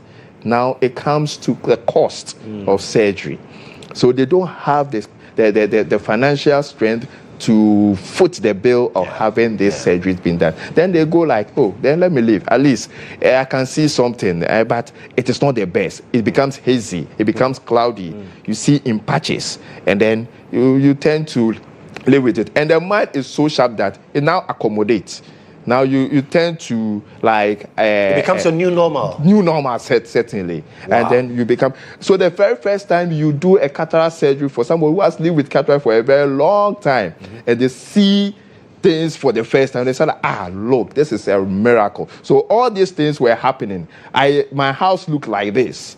Oh, my kids have grown. Hey, this person is fair. I thought... So it's a miracle surgery, I say. And now talking about surgery as one of the solutions to cataract, people talk about the fact that the eye is so delicate. Yes. How are you going to perform a surgery on this eye? Are you not rather going to destroy my sight completely? Good. How safe are eye surgeries, though? Globally, or worldwide, cataract surgery is one of the safest surgeries that can be performed by the experts. Okay. So at Great Kingdom Medical Center, we have the eye care team led by an ophthalmologist, a trained specialist who deals with eye issues. And he has been trained to have these surgeries being done. And trust me, these surgeries are done as day cases. Patients come in, they get it done and go home the same day. So this is how safe it can be. So this is not a surgery that will require that you are hospitalized for like 3-4 days? No. So you come the same day and you have it done and then you walk away. Right. Let me tell you, my dad had cataract surgery done last year in Kuala Lumpur. Okay, partly because he is in Accra and going to Great Kingdom Medical Center was an issue because of I was here. And the same day, he had a cataract surgery done. And he was very surprised. I was like, really? This quick? I said, yes. Cataract surgery, I can afford. Because I'm in Kuala Lumpur, I'm a doctor. But the one who can't afford. And I paid significant amount of money. And trust me, do you know what happened? The surgery had to be rescheduled, even though I was a doctor. It had to be rescheduled several times. Wow. Okay. Yes, because the queue and the equipment they had to use, either it was faulty or we had a patient backlog. So this is, I understand the situation. So I had to push through and still have it done on a rescheduled date. But you see, maybe somebody may not have that patience to go through all this, or may not even have the financial muscles to even, and may not even be more convinced that it is going to be done. Okay, I understood the situation. So here is the situation that even me, knowing the situation, I was a little bit setback, but I took my daddy through it. So what we realize is that there's a lot of backlog on the public hospitals. So what can we do at Great Kingdom Medical Center is also absorb some of these issues if we have the expertise and the financial prowess to do that. And so to give back to the community and give back to Ghanaians. So who is supposed to take advantage of this particular eye screening and then the free surgery that you have planned?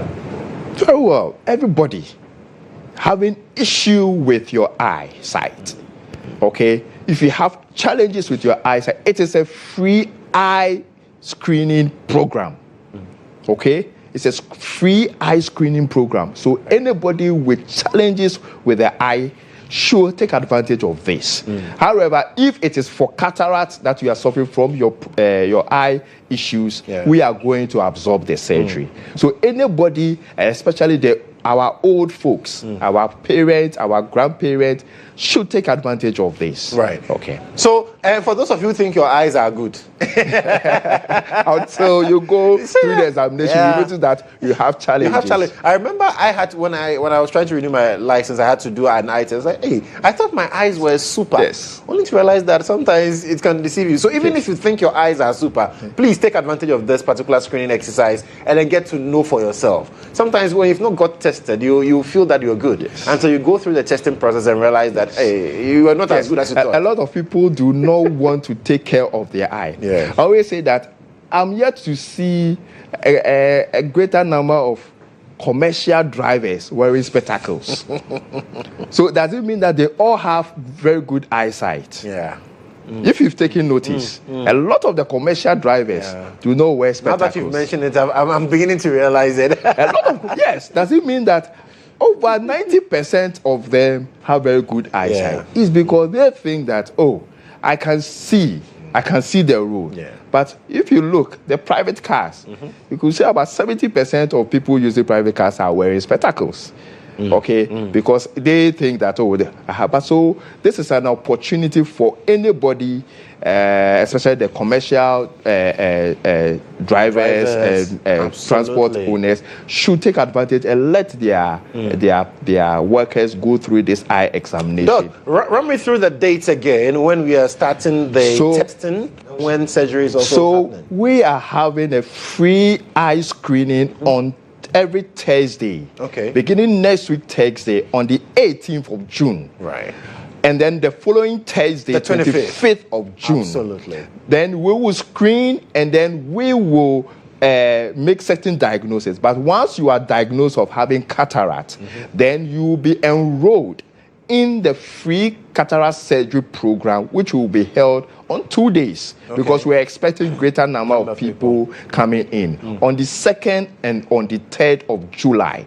Right. The surgeons will be around to perform surgeries on all the mopped up cataract cases. So that is what we are going to Fantastic. do. And Great Kingdom, I mean, if you've been watching this show and you don't know where Great Kingdom is located, I have a problem with you. But Doc, let us know the location again for So Great Kingdom Medical Center, we find ourselves in a Cropon.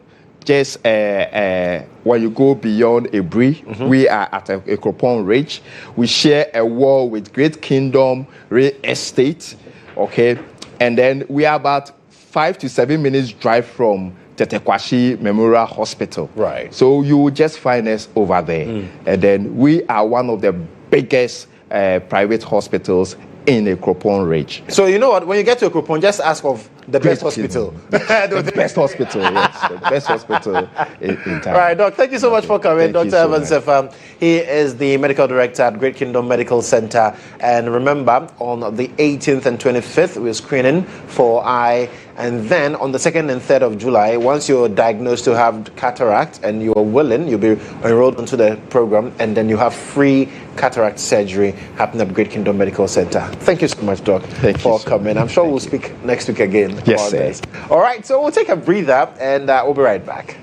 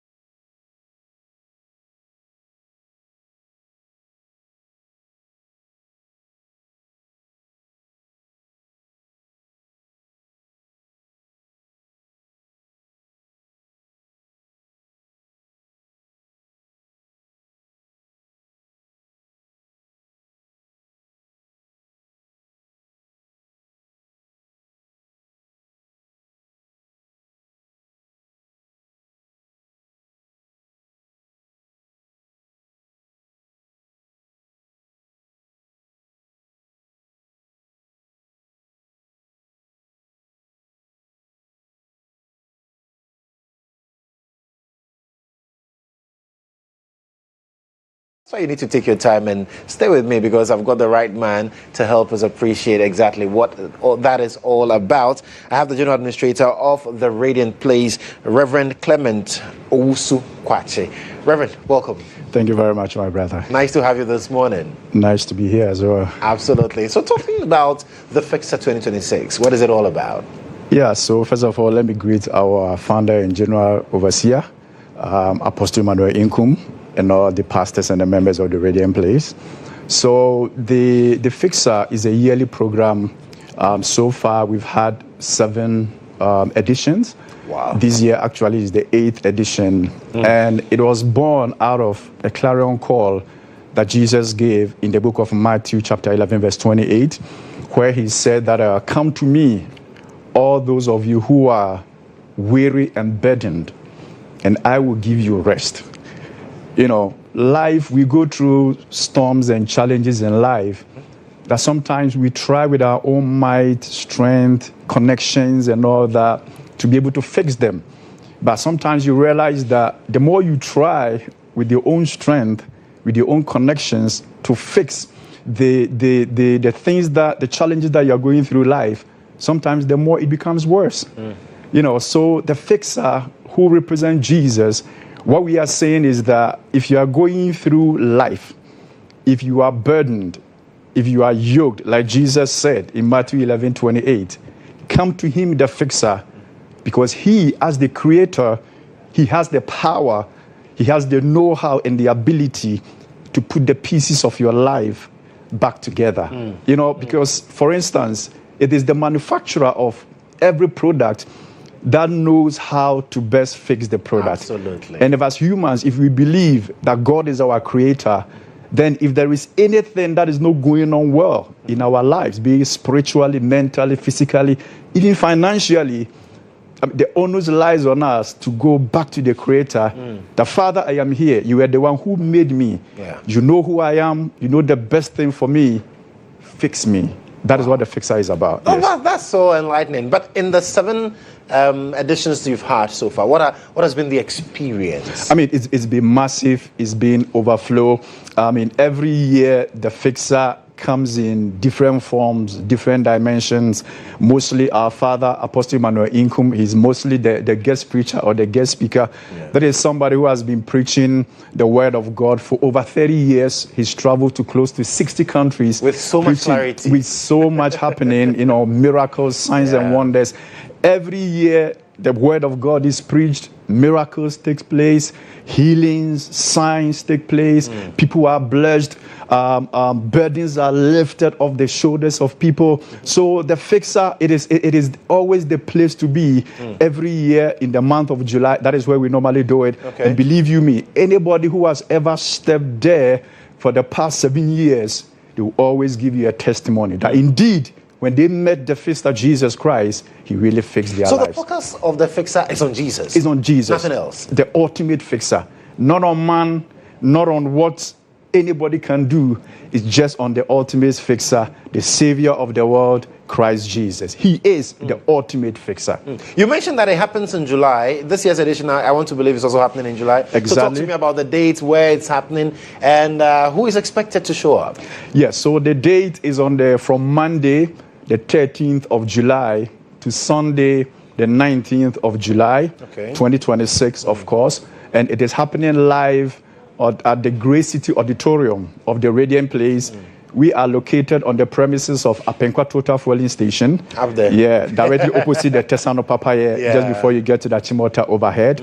And the time is 5:30 p.m. on weeknights and 8 a.m. on Sunday morning. Right. That is on the 19th. That is where we are wrapping up everything.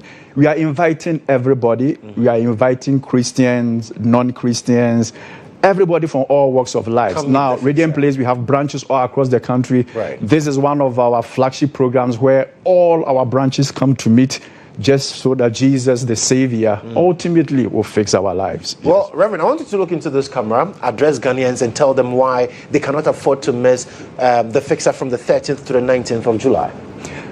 If you are watching me this morning, the clarion call of Jesus was very simple, precise, and bold. Come to me, all you who are weary and burdened, and I, Jesus Christ, will give you rest. I'm inviting you to the Fixer 2026. Are you burdened? Are you facing challenges in life?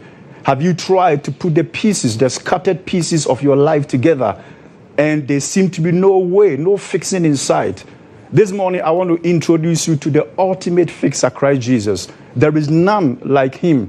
If he is the one who made you, who created you, that he is the best person to fix you. I'm specially inviting you to the Fixer from 13th of July, that is a Monday, to Sunday, the 19th of July, 2026, at the Grace City Auditorium. We are located on the premises of Apenkwa Total Fueling Station, just opposite the Tesano, Papaye. You can give us a call on 0246 362409. 0246 362409. The Fixer 2026. Don't miss it. Come and meet Jesus, who fixes without leaving traces of scars. God richly bless you, and see you at the Fixer from the 13th of July to the 19th of July at Grace City Auditorium at Apenkwa Total Fueling Station. God richly bless you. Reverend, thank you so much. You said it all. Thank you. The God who fixes without leaving scars. That's it. Apostle Nkum and his people, they are giving us bars. He leaves no traces of scars. Yeah, I've been following Apostle Nkum for a long time. Since he started preaching on Class FM to now on GH1 television as well. He's a great man of God. Absolutely. So I'm especially inviting you. We'll make it happen. Thank you so much, Reverend, for coming. Well, that's a high note to end the show this morning. It's been an amazing one, and it's truly exciting to have you also join us. God willing, next week we are back with more energy just for you. I am Joshua Kodjo Mensah. Do have a wonderful day.